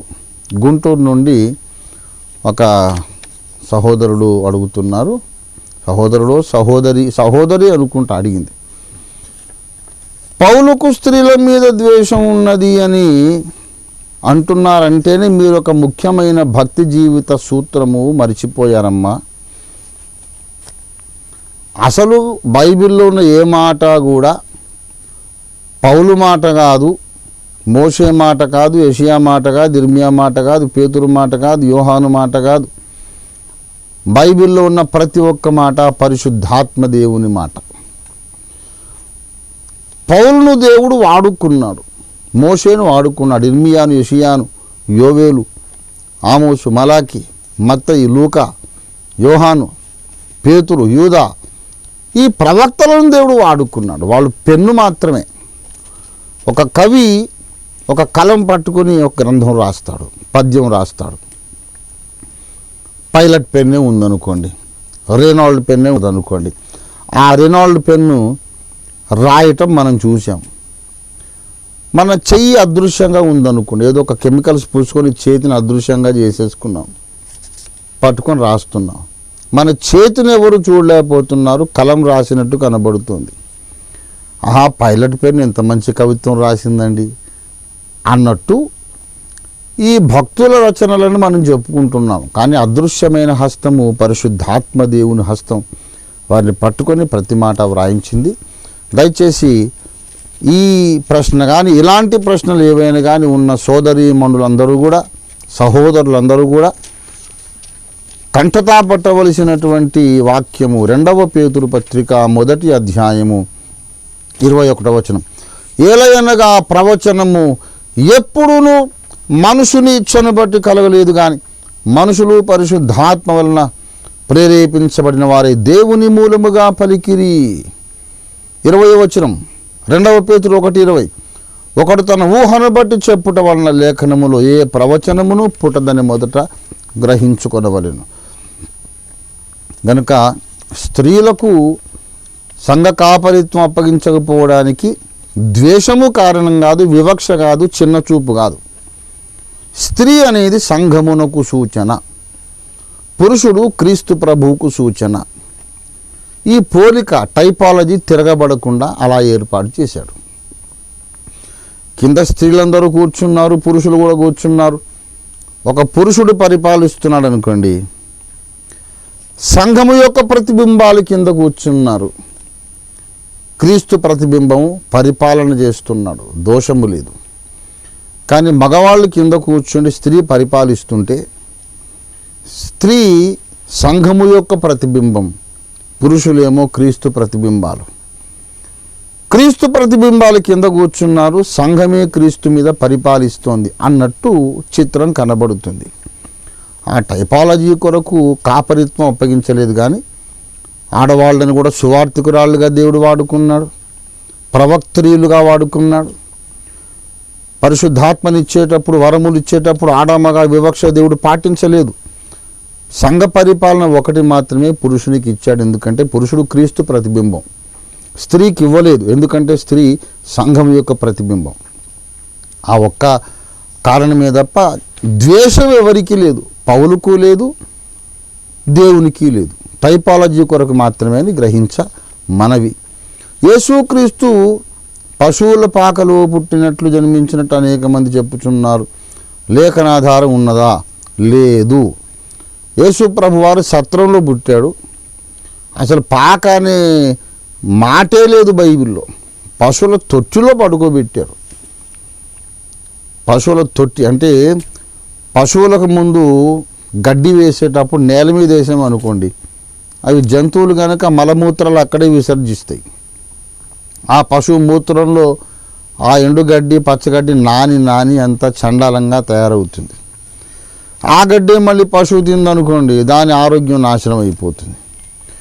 కనుక పశువులకు ఆహారం పెట్టే ఒక తొట్టి, ఆ తొట్టిలో గడ్డి వేసి దాని ముందు పెడతారు. మలమూత్రాలు కింద విసర్జిస్తారు, మళ్ళీ కడుక్కుంటారు. ఈ తొట్టిలో మాత్రం స్వచ్ఛమైన గడ్డి ఉంటుంది. ఒకరోజు పొద్దున్నే పశువు ఆకలి కొని అలవాటు ప్రకారం తొట్టి దగ్గరికి పోతే అక్కడ గడ్డి లేదు, ఒక అందమైన పశుబాలుడు ఉన్నాడు. ఆశ్చర్యపోయింది ఆ పశువు.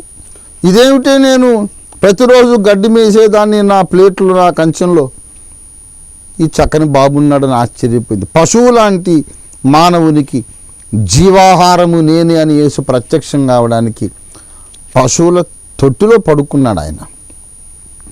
అంతేగాని పశువుల పాకలో పుట్టాడు అనేది చాలా తప్పు. సత్రంలో పుట్టాడు. సత్రంలో ఎక్కడ పెట్టారో ఆ శిశువుకు స్థలము లేక పశువుల తొట్టి తీసుకొచ్చి ఆ తొట్టిలో పడుకోబెట్టారు అంతే తప్ప పశువుల పాకలో పుట్టడం అనేది లేఖన ప్రకారం కాదు. మనం ఒక సత్యాన్ని చెప్పినప్పుడు అంగీకరించని వారు వాక్యం రెండంచులు గల ఖడ్గం అంటున్నారు, మీకు అలాగ అర్థమైంది మాకు ఇలాగ అర్థమైంది అంటున్నారు, దీన్ని ఒప్పుకోవచ్చు అంటారు. మళ్ళీ చెబుతాను ఈ సమాధానం. ఇప్పుడు లైన్లో ఎవరు ఉన్నారు, మనం వాళ్ళని కన్సిడర్ చేద్దాం. ఎవరండి? అయ్యగారు వందనాలండి. గుంటూరు నుంచి నేను మైకల్ మాట్లాడుతున్నాను. గుంటూరు నుండి బ్రదర్ మైకల్ గారు వందనాలండి. ఆహ్వానం ప్రోగ్రామ్కి చెప్పండి. వందనాలు అయ్యగారు. మేము మీకు చదివాము, చాలా సంతోషం. బాగున్నాయండి. అవి మాకు ఆత్మీయంగా చాలా గైడెన్స్ ఇచ్చినాయి. చాలా మీ సంతోషం. ప్రసంగాలు వింటున్నాము టీవీలో, చాలా బాగున్నాయి. చాలా సంతోషం, చెప్పండి. అయితే మా అయ్యగారు ఏమంటున్నారంటే, మీరు భార్యకు విడాకులు ఇచ్చారు కాబట్టి మీ కుటుంబాన్ని వెళ్ళలేని వాళ్ళు సంఘాన్ని ఎలా వెళ్తారు, ఆయన రాసిన పుస్తకాలు కూడా మనం చదవనక్కర్లేదు, కరెక్ట్ కాదు అని చెబుతున్నారండి. సరే సరే, మంచిది. ప్రతి వాళ్ళకి వాళ్ళ భార్య సంగతి వదిలేసి నా భార్య మీద పడ్డారు ఎందుకో నాకు అర్థం కాలేదు. సరే, మంచిది. ఎవరి భార్యను వాళ్ళు చూసుకోవాలి కానీ ఇంకోటి భార్యను పట్టించుకోవడం అనేది మంచి పద్ధతి కాదు. అయినా సరే అడిగారు కాబట్టి చెబుతున్నాను. పెద్ద గ్లోబల్ జోక్ ఇది. నేను భార్యకు విడాకులు ఇచ్చాను అని అంటున్నారు. చాలా తప్పు తప్పు తప్పు తప్పు. నేనెప్పుడు విడాకులు ఇవ్వలేదు. నాకున్న పాపులారిటీని గమనించి వీళ్ళందరూ మిమ్మల్ని ఓ దేవునిలాగా ఆరాధిస్తున్నారు, మేము చూసి తట్టుకోలేమని అసూయతో ఆమె వెళ్ళిపోయింది. ఈ విషయము కోర్టు రికార్డ్స్లో ఉంది. కోర్టు వారు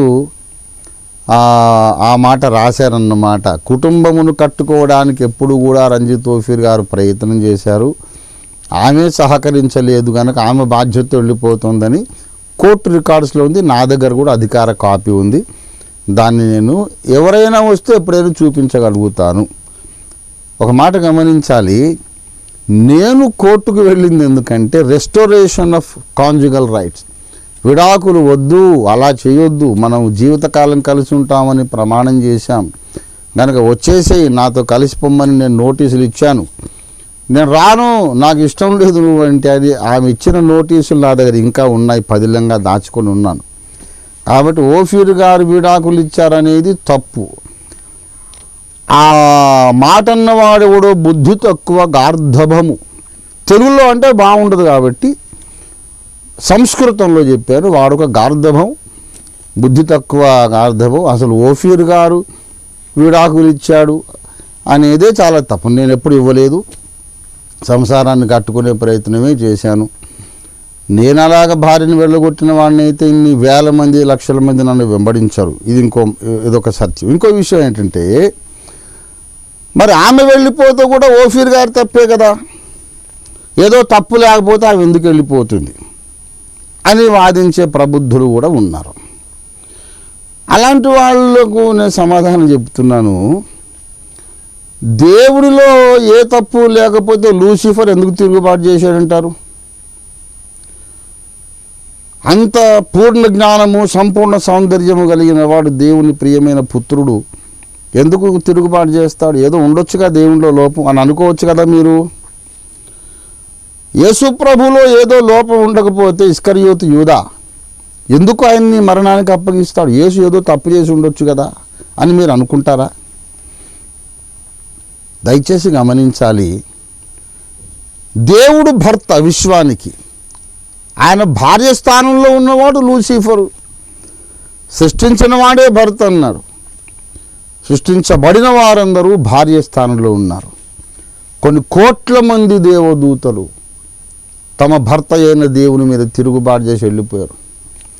కనుక దేవుడు అయోగ్యుడు అంటారా? అసమర్థుడు అయిపోతాడా? కాబట్టి గమనించండి, వాళ్ళు వెళ్ళిపోవడం దేవుడు అసమర్థుడు అనడానికి రుజువు కాదు. అలాగే వాళ్ళు ఎంతమంది వెళ్ళిపోయినా దేవుడు ఉత్తముడు అని ఎలా నమ్ముతున్నారో, అలాగే నా భార్య వదిలేసి వెళ్ళిపోయినా ఈ దైవజనుడి నోట్లో దేవుని వాక్యం ఉన్నది, మాకు ఆశీర్వాదం దొరుకుతుందని లక్షల మంది వెంబడిస్తున్నారు. గనక ఓఫీర్ గారి భార్య వెళ్ళిపోయింది కాబట్టి విడాకులు ఇచ్చాడు కాబట్టి అన్నవాడు అసలు బుద్ధి తక్కువ గార్ధభం. వాడి మాట పట్టించుకోకండి. కావాలంటే వాడిని తీసుకొని రండి మీ ఊరు నుంచి, ఛార్జీలకు కూడా ఇస్తాను, ఇంకా 1000 రూపాయలు ఎక్కువ ఇస్తాను, మంచి బిర్యానీ పెడతాను, ఆ పత్రాలన్నీ చూపిస్తాను, తర్వాత మీరు ఏం చేస్తారో మీరు చేసుకోండి. ఇది జవాబు. మంచిది. మనం ఒక సత్యాన్ని చెప్పినప్పుడు నీకో రకంగా నాకో రకంగా అర్థమవుతుందని చెప్పడం తప్పది. దేవుని వాక్యం 2 అంచుల ఖడ్గం అంటే 2-3 అర్థాలు ఉంటాయని కాదు. దేవుని వాక్యం ఒకే మాట చెబుతుంది. Yes please. వందనాలు చెప్పండి. ఎక్కడి నుంచి మాట్లాడుతున్నారు? వెస్ట్ గోదావరి నుంచి రాజేష్ అండి. రాజేష్ చెప్పండి. అయ్యారు అది తిమోతి పత్రిక 2వ తిమోతి పత్రిక 3వ అధ్యాయం 8వ వచనంలో ఎన్నే ఎంబ్రే అనే వాళ్ళు ఉన్నారు కదా, మోషేని ఎదిరించినట్లు. అవునవునవును. వాళ్ళ గురించి కొంచెం డీటెయిల్ చెప్తారా? మంచిదండి. ఒక విషయం ఏంటంటే రాజేష్ గారు, మనం దేవుని వాక్యములో ఉన్న విషయాన్ని ఇంకో చోట ఏదైనా వ్రాయబడి ఉంటే దాన్ని మనం చెప్పుకోవచ్చు.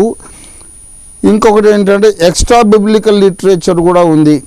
ఇట్లాంటి కొన్ని విషయాల కొరకు మరి ఎపిక్ ఆఫ్ గిల్గమేష్ లాగా ఈజిప్షియన్ పురాణాలు, తర్వాత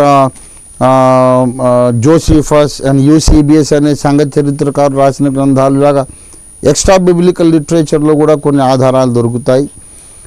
కానీ వాక్యమును వాక్యంతోనే వివరించాలి అనే మాట కనుక వస్తే ఈ ఎన్ఏ ఎంబ్రే అనే పేర్లు మెన్షన్ చేయబడిన ఏకైక రెఫరెన్స్ ఈ 2వ తిమోతి 3:8.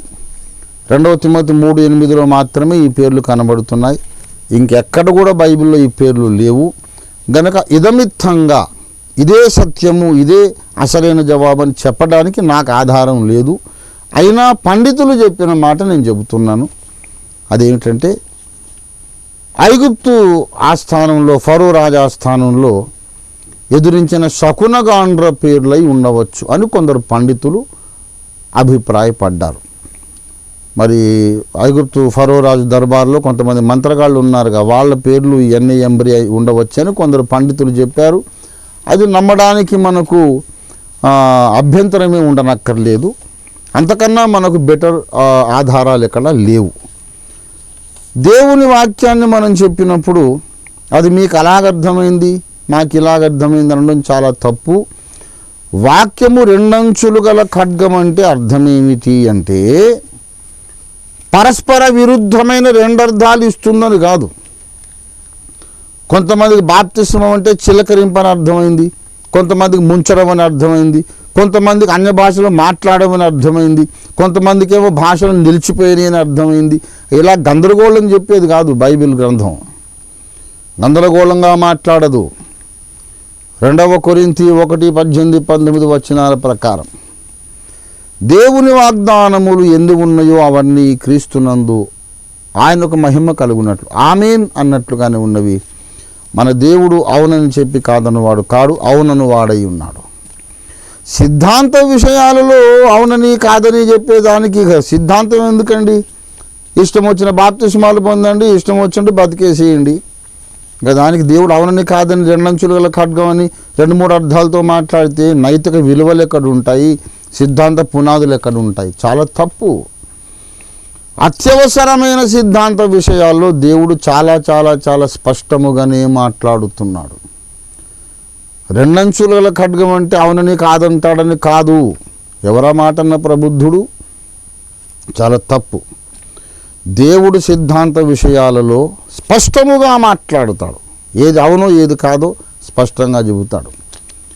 2 అంచులు గల ఖడ్గం అంటే అర్థం ఏంటంటే వాక్యం చెప్పే నన్ను కోస్తుంది, వినే మిమ్మల్ని కోస్తుంది. తప్పు నాలో ఉంటే నాకు తెగుతుంది, నా హృదయం తెగుతుంది. తప్పు మీలో ఉంటే మీకు తెగుతుంది. దేవుని వాక్యమును ఉన్న పాటున వాడినప్పుడు యుద్ధరంగంలో వాడే ఖడ్గాలు అలా ఒకవైపు నరుకుతున్నాం అనుకోండి, ఇటు నరికేటప్పుడు ఇటు తిప్పాల్సి వచ్చింది అనుకోండి, అరక్షణం లేట్ అవుతుంది. అది అటు ఇటు పదునైనటువంటి ఖడ్గాలు కొన్ని వాడతారు యుద్ధ వీరులు. ఆ ఖడ్గం యొక్క పొజిషన్ మార్చకుండానే అటు నరుకుతాడు, ఇటు నరుకుతాడు. దేవుని వాక్యమును వినేవాడికి చెప్పేవాడికి సమానముగా సమాజంలో ఉన్న రెండు వర్గాలకు, బోధక వర్గానికి, వినే వర్గానికి, ఈ రెండు వర్గాలకు సమానంగా గద్దింపునిచ్చేటటువంటి, దిద్దుబాటు చూపించేటటువంటి శక్తి దేవుని వాక్యంలో ఉన్నదని అర్థం. అంతేగాని అవునని కాదని గందరగోళం చేస్తుందని కాదు కాదు కాదు. దావీదు సైన్యమును లెక్కబెట్టమని చెప్పినప్పుడు 3 ఆప్షన్స్ ఇస్తాడు దేవుడు. ఎందుకు అని అన్నారు. ఎందుకంటే దానికి మనం ఏం చెప్పగలమండి? దేవుడు అలాగ చెప్పాడు. దావీదు దేవుని శిక్షే కోరుకున్నాడు. డైరెక్ట్గా యెహోవా కృపగలవాడు, దేవుని చేతిలో పడతానన్నాడు. హలో హలో, ప్రెసిడెంట్ అండి, పాస్ గారండి. ప్రైజ్లాడండి. మీరెవరండి? మీ పేరేంటి? ఏ ఊరు? నా పేరు సామ్యుయల్ పాస్టర్ అండి. నా రాజమండ్రి నుంచి మాట్లాడుతున్నా. డానియల్ గారా? సామ్యుయల్ అండి. శామ్యుయల్ పాస్టర్ గారు. చెప్పండి చెప్పండి. పాస్టర్ గారు కాదండి, బిలీవర్. ఓ వండర్ఫుల్. చెప్పండి. అయితే పాస్టర్ గారు, అంతరిక్షంలో బుద్ధిజీవులు ఉన్నారు అలాగని మీరు అంటున్నారు. అయితే మొన్న ఇటీవల నేను రక్షణ టీవీలోనే వచ్చిన లైవ్ ప్రోగ్రామ్ ఇంటర్నెట్ లో చూసినప్పుడు బైబిల్ వండర్స్ అధినేత జాన్ వెస్లీ గారు దానికి బైబిల్లో ఎక్కడ ఆధారాలు లేవు, అలా చెప్పు డెవిల్ బూట, దానికి మొత్తం అంతది సాతాను ప్రమేయము, అది అసలు మానవుడికి నరుడికి దేవదూతల గురించే బైబిల్లో వర్ణన ఉంది, ఎక్కడ కూడా దానికి వర్ణన లేదు అలాగని చెప్పారు అని చెప్పి. అయితే మొన్న ఇటీవల ఒక ఆయన ఈ మధ్య ఒక బోధ చెప్తున్నాడు, కయ్యూను వ్యవసాయపు పనిముట్లు ఎట్లా చేసుకున్నాడు, అయితే అది అంతరిక్షంలో బుద్ధిజీవులు వచ్చి నేర్పించారు అది అని చెప్తున్నారు. అదంతా డెవిల్ బోధ, అది నమ్మకండి మీరు అని చెప్పి. అయితే మరి డైనోసార్స్ ఉన్నాయా అని అడిగారండి. అడిగితే ఉన్నాయంటే దానికి బైబిల్లోని ఆధారం ఉంది. 41వ కీర్తనలోని నీవు మకరమును గాలులతో బయటికి లాగగలవా, దాని నాలుగు త్రాడు వేసి లాగగలవా, పిట్టతోటి ఆటలాడినట్టు దానితో ఆడగలవా అంటే దాన్ని ఒక పెద్ద జంతువు కింద దేవుడు బైబిల్లో వర్ణించి చెప్పాడు. అంటే బైబిల్లోని డైనోసార్స్ ఉన్నాయి, అది జలప్రలయం తర్వాత అవి అంతరించిపోయాయి అలాగని చెప్పారండి. సరే మంచిది బ్రదర్, మంచి ప్రశ్న అడిగారు. ఈ ప్రశ్న చాలాసేపు అడిగారు, మీకు మా వందనాలు. ఒక విషయం చెబుతున్నాను బ్రదర్ డానియల్, ఇంకా వింటున్నటువంటి రెండు తెలుగు రాష్ట్రాల విదేశాల్లో నుండి కూడా వింటున్నటువంటి నా సహోదరి అందరికీ నమస్కరించి చెబుతున్నాను. ఏదైనా ఒకటి సైతానుబోధ అని కంక్లూడ్ చేసేస్తున్నారు. సరే, అసలు వేరే బోధకుల పేర్లు మనం ఎత్తకూడదు. సహోదరుడు ప్రశ్నలో జాన్ వెస్లీ గారి గురించి చెప్పారు. జాన్ వెస్లీ గారు నేను ఎరిగినంతలో మంచి సువార్థికుడు. యేసు ప్రభువే రక్షకుడని నిరూపించడానికి శాస్త్రీయ ఆధారాలు చూపిస్తూ అల్టిమేట్గా వారు ఏది చెప్పినా కంక్లూజన్ ఒకటే, ఏంటంటే యేసు ప్రభు ద్వారా తప్ప రక్షణ కలగదు, బైబిలే ప్రామాణికం అని చెబుతున్నారు. దాన్ని మేము ఎంతైనా అభినందిస్తున్నాం. మా జీవిత ధ్యేయం కూడా అదే.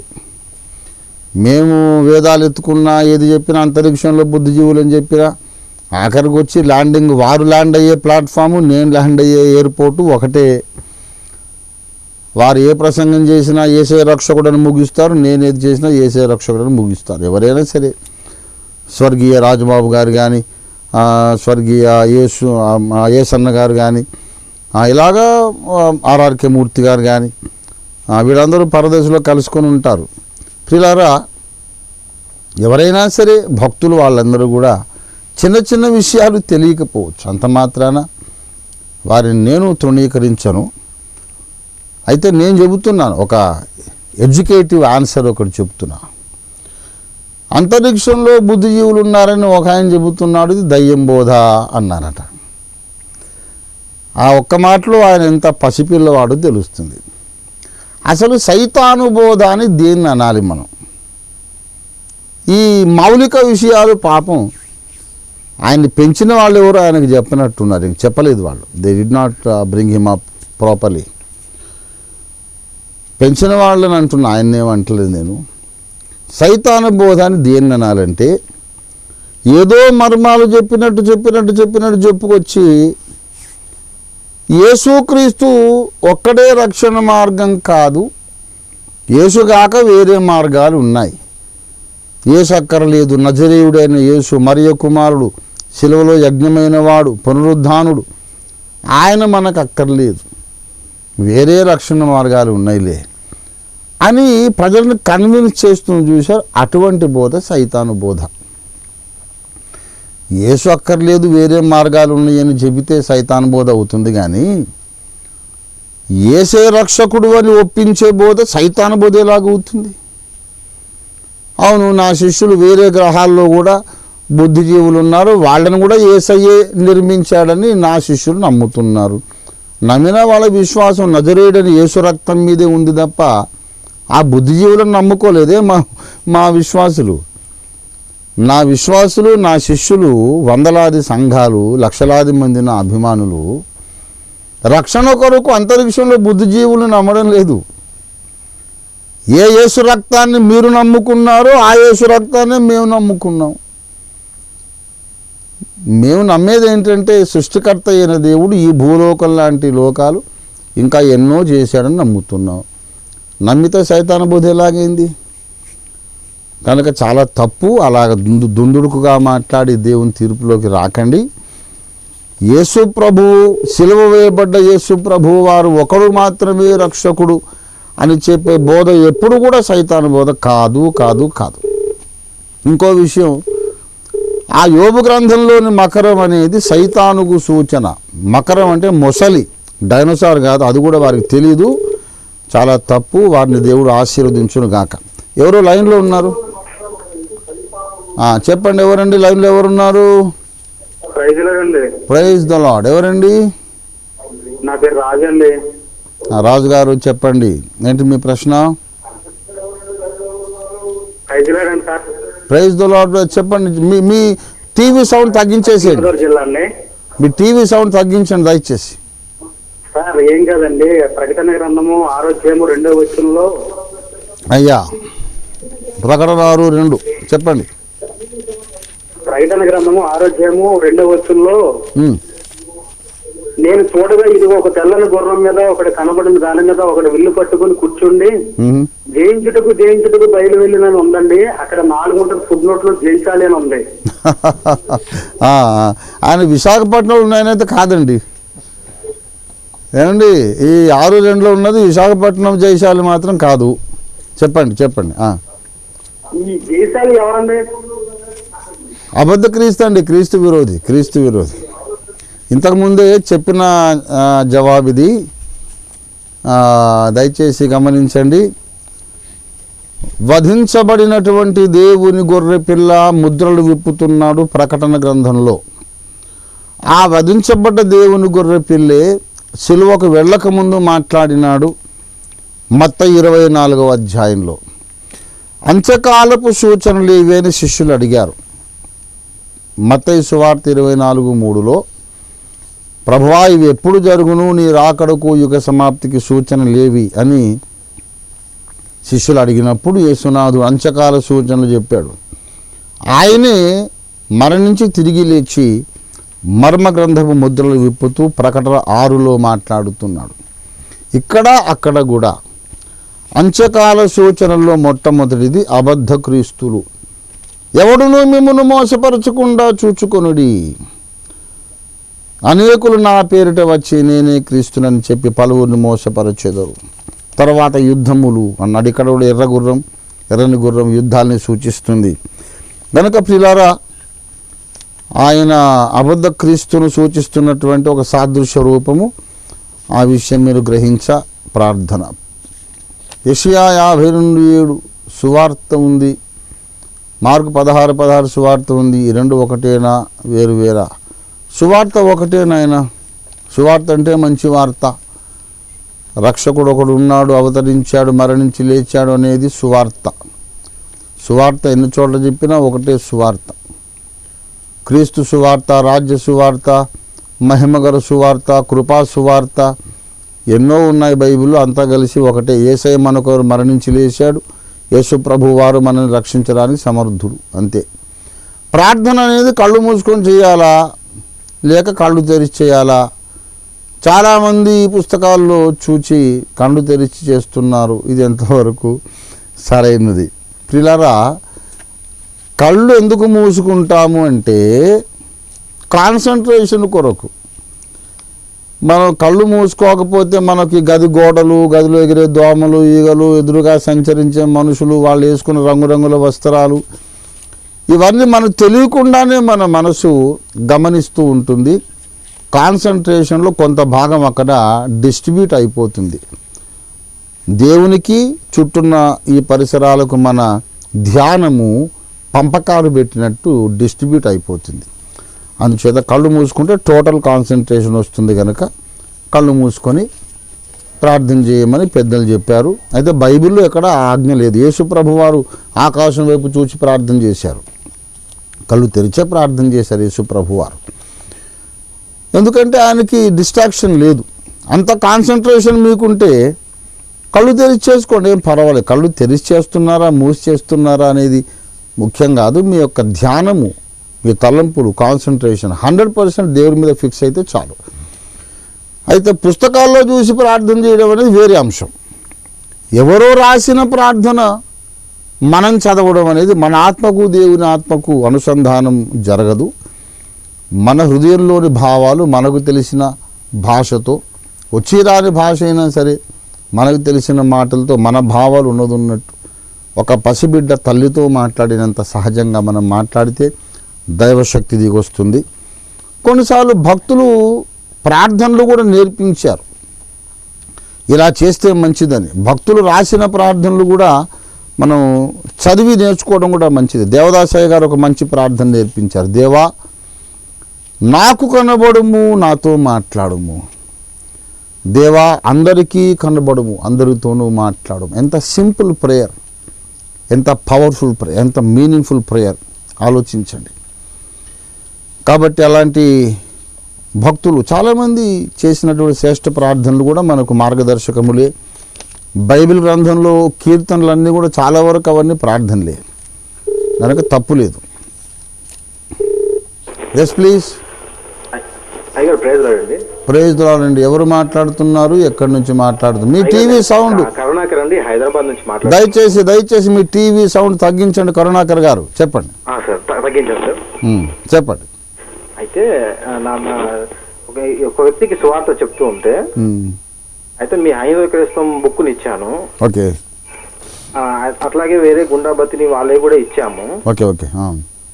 ఇచ్చిన తర్వాత ఆయన అనేది ఏంటంటే, కేవలం వేదాలను మాత్రమే ప్రామాణికం చేసుకొని మాట్లాడకూడదు, అంతకంటే ముందు కూడా ఇంకా తాళపత్ర గ్రంథాలు ఉన్నాయి, వాటి సంగతి ఏంటి అని అడిగారు అయ్యారు. అంటే అసలు అది మనం ఏవి ప్రామాణికంగా తీసుకోవాలి, తాళపత్ర గ్రంథాలా లేకుంటే మనం వేదాల నుంచి కూడా మాట్లాడడానికి ఎంతవరకు మనకు అవకాశం ఉంది అనే విషయాన్ని కనుక్కుందామని కాల్ చేస్తున్నాయి కదా. కరుణాకర్ గారు, నేను ఒక విషయం చెబుతున్నాను. ఇవన్నీ గాల్లో మాటలు. తాళపత్ర గ్రంథాలు అంతకు ముందు కూడా ఉన్నాయి అని ఆయన అంటే సరిపోదు, అవన్నీ తీసుకొచ్చి మన ముందు కూర్చోవాలి. ఇప్పుడు నేను వేదాలలో ఈ మాట వ్రాయబడింది, చరిత్రలో నెరవేరింది అనే విషయాన్ని నేను అందరి దృష్టికి తెచ్చాను. అంతకన్నా ముందున్న తాళపత్ర గ్రంథాల్లో ఏముందో ఆ గ్రంథాలు తీసుకురమ్మనండి. ఆయన్ని కలిసి కూర్చొని మాట్లాడి చర్చించి ఒక నిర్ణయం తీసుకుందాం. ఇంకొక విషయం ఏంటంటే, వేదములలో రాయబడింది కనుక యేసు ప్రభు దేవుడు అని నేను చెప్పడం లేదు. క్రైస్తవులు, క్రైస్తవేతరులు అందరూ బాగా వినండి, చెవులు తెరుచుకొని విని గ్రహించి జ్ఞాపకం పెట్టుకోండి. వేదంలో రాయబడింది కనుక ఇప్పుడు నా యేసయ్య కొత్తగా దేవుడు కాలేదు ఆయన. ఒకవేళ వేదంలో రాయబడలేదు అనుకోండి, ఏ గ్రంథంలో రాయబడలేదు అనుకోండి, ఖురాన్లో లేదు, వేదంలో లేదు, ఎక్కడా లేదనుకోండి, అయినా సరే ఈ బైబిల్ ఒక్కటి చాలు. బైబిల్లో రాయబడింది కనుక యేసు దేవుడు, అంతే. అది క్రైస్తవుడనైన నా విశ్వాసం, క్రైస్తవులమైన మా అందరి విశ్వాసం. వేదాల్లో రాయబడింది అనేది యేసు ప్రభువుకు అడిషనల్ వాల్యూ ఏం కాదు. ఆయన మహిమ ఎక్కువైపోవడం, ఆయనకు ప్రమోషన్ రావడం ఏం జరిగిపోదు. వేదంలో రాయబడకపోయినా యేసు దేవుడే. అయితే మేము చేస్తున్నటువంటి పోరాటం ఏమిటంటే, వేదాలను గౌరవిస్తున్న మీరు ఒక్కసారి ఆలోచించండి. మీరు వేదాలు ప్రామాణికమని భరత జాతి నమ్ముతోంది కదా. భూమధ్యపురములో ఒక ఆయన పుట్టి మరణించి లేస్తాడు, అనుసరించుటకు ఆయన తప్ప వేరొక మార్గము లేదని శుక్ల యజుర్వేదం చెప్పింది. గనక మీరు ఆలోచించండి, యేసును ఎందుకు ద్వేషిస్తున్నారు అని. వేదాభిమానులకు సువార్త చెప్పడానికి నేను ఆ గ్రంథం రాశాను. అంతకుముందు తాళపత్రాల్లో ఉంది, ఈ పత్రాల్లో ఉంది అని అనడము అదంతా కూడా సత్యాన్ని ఇవేడ్ చేసి తప్పించుకు తిరిగే వ్యవహారమే తప్ప యథార్థత కాదు. ఏమని రాయబడి ఉందట తాళపత్రాల్లో? రక్తము చిందించకున్నా సరే పాప క్షమాపణ కలుగుతుంది అని ఉందా? రక్షకుడు భూమధ్యపురంలో పుట్టడు, సింహళంలో పుడతాడు, బంగ్లాదేశ్లో పుడతాడు రాయబడి ఉందా? ఏమిటట ఆయన చెప్పేది? చెప్పండి, నా ముందుకు రమ్మనండి. అద్దంకి రంజిత్ తోఫీర్ ఇంకా బ్రతుకున్నాడు. ఏదో గాలి మాటలు మాట్లాడడం కాదు, నేను చెబుతున్నాను. యేసు దేవుడని నమ్మడానికి మనకున్న రుజువు ఏమిటంటే, యేసు అవతరించక ముందు 1000 సంవత్సరాలకు ముందు రాయబడ్డ గ్రంథాల్లో ఆయన చరిత్ర చెప్పబడింది. ఆయన సాత్వికుడు, జ్ఞాని, ఆయన వాగ్రూపుడు, వాక్యస్వరూపుడు, ఆయన దేవుని కుమారుడు, తండ్రి తానే, కుమారుడు తానే, శబ్దము తానే, అగ్ని తానే, జలము తానే, బలము తానే, వీర్యము తానే.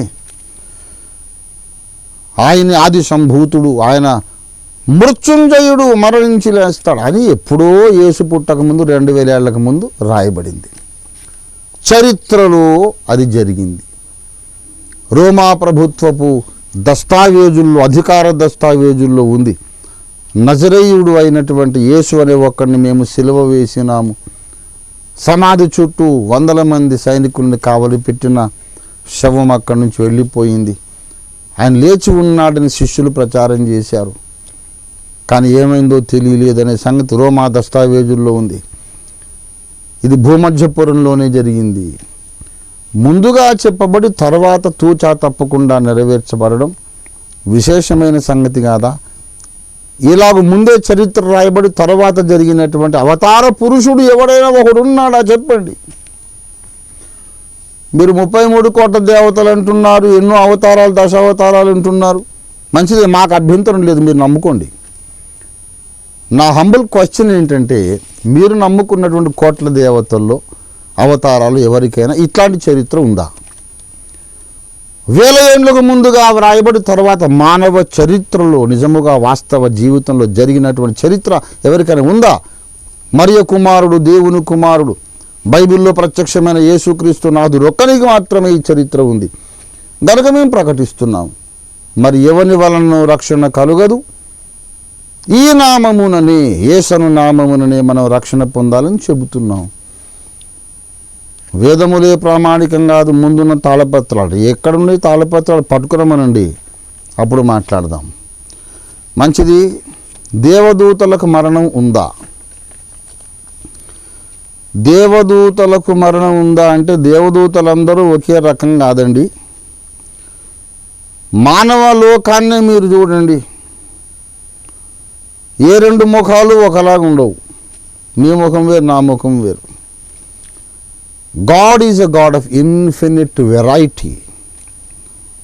అనంతమైన వైవిధ్యముతో విశ్వాన్ని దేవుడు సృజించాడు. విశ్వ చరిత్ర అనే నా గ్రంథాన్ని చదవండి. కొన్ని ప్రపంచాలు ఒక్కో లక్షణాలతో దేవుడు నిర్మించాడు. చచ్చిపోయే అనుభవం ఉన్నటువంటి గ్రహాంతర జీవులు కూడా ఉండవచ్చును, ఉన్నారనే ఆధారాలు ఉన్నాయి. ఆ ఆధారాలు అవి ఉన్నా లేకపోయినా, దేవదూతలు చచ్చిపోకపోయినా, యేసునందు విశ్వసించి బాప్తిస్మం పొందకుండా మనం చచ్చిపోతే మాత్రం అగ్నిగుండంలో పడడం ఖాయం. ఆ మర్మాలు ఎలాగున్నా యేసే రక్షకుడు అనేది మాత్రం మనం కాదనడానికి వీలు లేని, తిరుగులేని నిజం. ప్రభువైన యేసునందు విశ్వాసం ఉంచండి, మీరు మీ ఇంటి వారు రక్షణ పొందుతారు. ఎవరండి చెప్పండి, ఎవరండి? చిన్నగూరుపేట అండి. చెప్పండి తొందరగా, సమయం అయిపోయింది. అంటే సంఘ విషయాల్లో స్త్రీల మీద పవన్ గారు కోపం ఉందని అడిగారు. కాదని చెప్పారు, క్లారిఫై ఇచ్చారు. ఓకే, అంటే ఒక చిన్న రిక్వెస్ట్. హలో, చెప్పండి, టైం అయిపోతుంది, చెప్పండి. అంటే అసలు మనిషి యొక్క జీవితంలో పరిశుద్ధాత్మని పాత్ర ఏంటనేది, లేదా మనిషి కంటూ వ్యక్తిగతంగా ఏమైనా ఉన్నదా లేదా? మంచిదండి.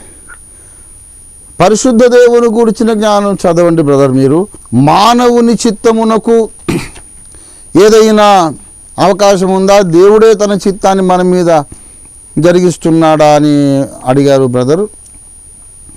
మానవుని చిత్తం ప్రకారం మానవుడు కొన్ని కార్యాలు చేస్తూ ఉంటాడు. నీ స్వబుద్ధిని ఆధారం చేసుకోవద్దన్నాడు దేవుడు. అంటే మన స్వబుద్ధిని మనం ఆధారం చేసుకుంటున్నామని అర్థం.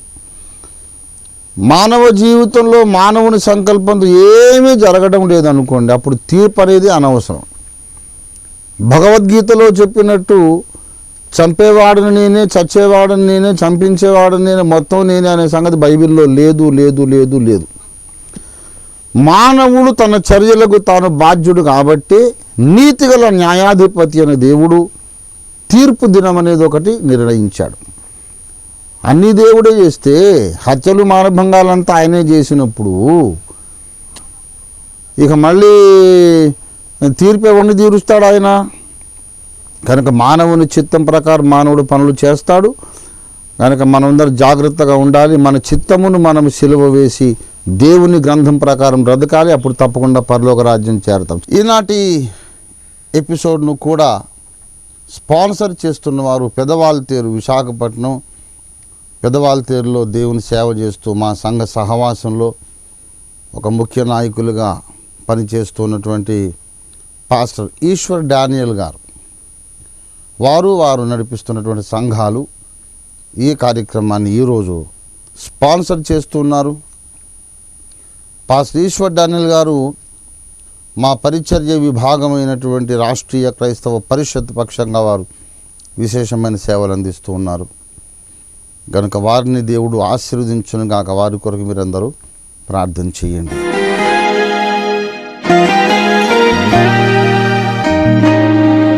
పాస్టర్ ఈశ్వర్ డానియల్ గారు హైందవ కుటుంబంలో పుట్టారు. అలా వారికి సంబంధించిన ఎన్నో ఆచారాలను పాటించేవారు, విగ్రహారాధన చేసేవారు. అయితే డానియేల్ గారి అన్నగారు చనిపోయారు. అప్పుడు ఆయన ఎంతో కృంగిపోయారు. చనిపోయిన తర్వాత మనిషి ఏమవుతాడు అని విపరీతంగా ఆలోచించేవారు. అప్పుడు ఆయనకు ఓ సహోదరుని ద్వారా మరణాన్ని గెలిచి తిరిగి లేచింది యేసు ఒక్కడే అని, యేసే నిజమైన దేవుడనే విషయాన్ని పరిచయం చేశాడు. ఆ సహోదరుని మాటలకు ప్రభావితమై చర్చకు వెళ్ళాడు. ఆ రోజు చర్చిలో పాస్టర్ గారు చేసిన ప్రసంగం ఇప్పటికీ మర్చిపోలేదంటారు ఆయన. పాస్టర్ గారు చెప్పిన మాటల్లో యేసునందు విశ్వాసం ఉంచువారు చనిపోయినా తిరిగి లేస్తారు అని చెప్పిన మాట పాస్టర్ ఈశ్వర్ డానియల్ గారిని ఎంతో ఆశ్చర్యపరిచింది. మరణంతోనే అంతమా, ఆ తర్వాత జీవితం లేదా అని ఎంతో అన్వేషింపసాగాను. ఒక దినాన ఒక సహోదరుడు ద్వారా మరణాన్ని జయించి తిరిగి లేచింది యేసునాథుడు ఒక్కడే, ఆయనకు మాత్రమే సాధ్యం. ఈ విషయంలో మరణం జయించింది యేసునాథుడు ఒక్కడే అని సువార్త తెలియజేశారు. ఆశ్చర్యకరమైన రీతిలో దేవుని మందిరానికి వెళ్ళాను. ఆ దినాన ఆ పాస్టర్ గారు తెలియజేసిన వాక్యాన్ని ఇప్పటికీ నేను మర్చిపోలేను. ఎవరు నా యందు విశ్వాసం ఉంచి చనిపోతారో వారు మరలా లేస్తారు, మరి ఎన్నటికీ చనిపోరన్న మాట ద్వారా నా మనోనేత్రాలు తెరవబడ్డాయి. ఆ విధంగా డైలీ చర్చికి వెళుతుండేవారు. యేసునందు విశ్వాసముతో 1992లో నేటి బాప్తిస్మం తీసుకున్నారు పాస్టర్ డానియల్ గారు. బాప్తిస్మం తీసుకున్న తర్వాత క్రమం తప్పకుండా బైబిల్ను చదివేవారు. కానీ అప్పుడు ఎన్నో ప్రశ్నలు ఆయనను వేధించేవి. వీటిలో ప్రధానమైనది బైబిల్ ఒక్కటే అయినప్పుడు ఇన్ని డినామినేషన్స్ ఎందుకు ఏర్పడ్డాయి అని ఆలోచించేవారు. అప్పటి వరకు ఏ ప్రశ్నకు సరైన సమాధానం దొరకలేదు. 92వ సంవత్సరమున 21వ తారీఖున నీటి బాప్తిస్మం నేను తీసుకున్నాను. సంఘములో చేర్చబడ్డాను. క్రమం తప్పకుండా బైబిల్ చదువుతూ ప్రార్థన చేస్తూ ఉంటుండగా నాలో అనేక ప్రశ్నలు మెదిలాయి. అలాంటి సమయంలోనే ఓసారి ఓఫిర్ మినిస్ట్రీస్ వారి సర్వసత్య మహాసభలకు హాజరయ్యారు. ఆ మీటింగ్స్లో రంజిత్ ఓఫిరి గారి సందేశముల ద్వారా ఎంతో ఉజ్జీవింపబడ్డారు. అలా ఓఫిరి గారి గ్రంథాలు చదివి అప్పటి వరకు ఆయనకు అంతుచిక్కని ఎన్నో ప్రశ్నలకు సమాధానాలు పొందారు. అప్పటి నుంచి సత్యంలోనే కొనసాగుతుండగా దేవుడు 2001లో తన సేవ కొరకు పిలుచుకున్నాడు. అలా 2001 సంవత్సరంలో హస్తనిక్షేపణం తీసుకున్నారు పాస్టర్ ఈశ్వర్ డానియేల్ గారు. మరి బైబిల్ ఒకటే కదా, విశ్వాసం ఒకటే, మరి ఇన్ని రకాల సంఘాలు ఎందుకు వచ్చాయి, ఇన్ని బోధలు ఎందుకు వచ్చాయని అన్వేషించినప్పుడు డాక్యార్డ్ ప్రేసల్ వారు ఒక మీటింగ్ని నిర్వహణ చేశారు. అందులో స్పీకర్గా రంజిత్ తోఫిరి గారు ఆ మీటింగ్కి వచ్చి వాక్యం చెబుతూ ఉంటుండగా నాలో ఏ ప్రశ్నలు అయితే మిదిలేయో ప్రతి ప్రశ్నకు రంజిత్ తోఫిరి గారి ద్వారా నేను సమాధానం పొందుకున్నాను. ఈ పరిచర్యలో కొనసాగడానికి కృప చూపించారు.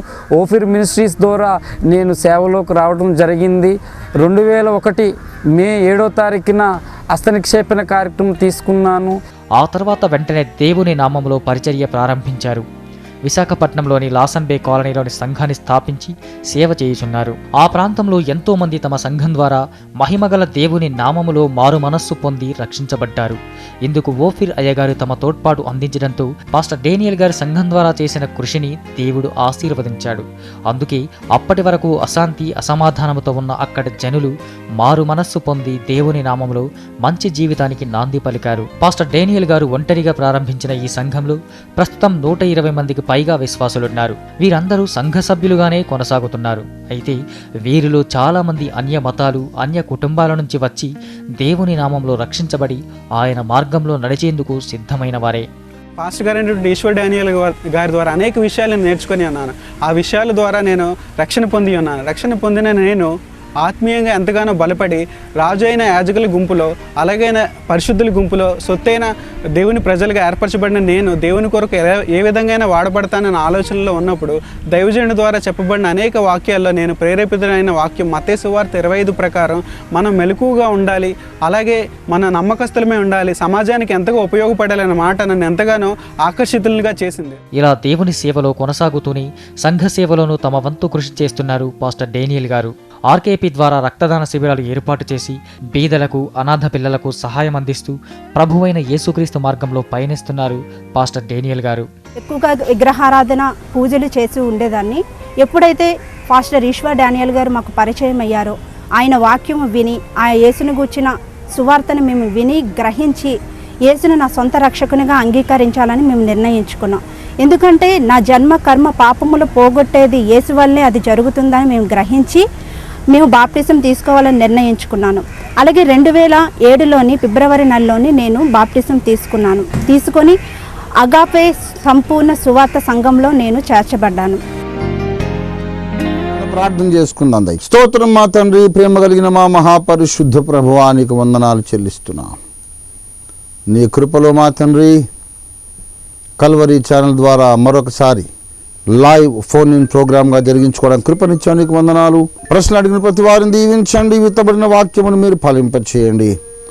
వచ్చే శుక్రవారం సాయంత్రం 4 గంటల వరకు మమ్మల్ని మీ రెక్కల చాటున కప్పి భద్రపరచండి. యేసు పరిశుద్ధ నామములో స్తుతించి ప్రార్థిస్తున్నాం తండ్రి. God bless you. For more details, contact Ophir Ministries, LIG 86/1, 3rd phase, KPHP Colony, Kukatpalli, Hyderabad 5,72,000. Our numbers 9908 773 008, 99511 00444. Our website www.ophirministries.org. Our email address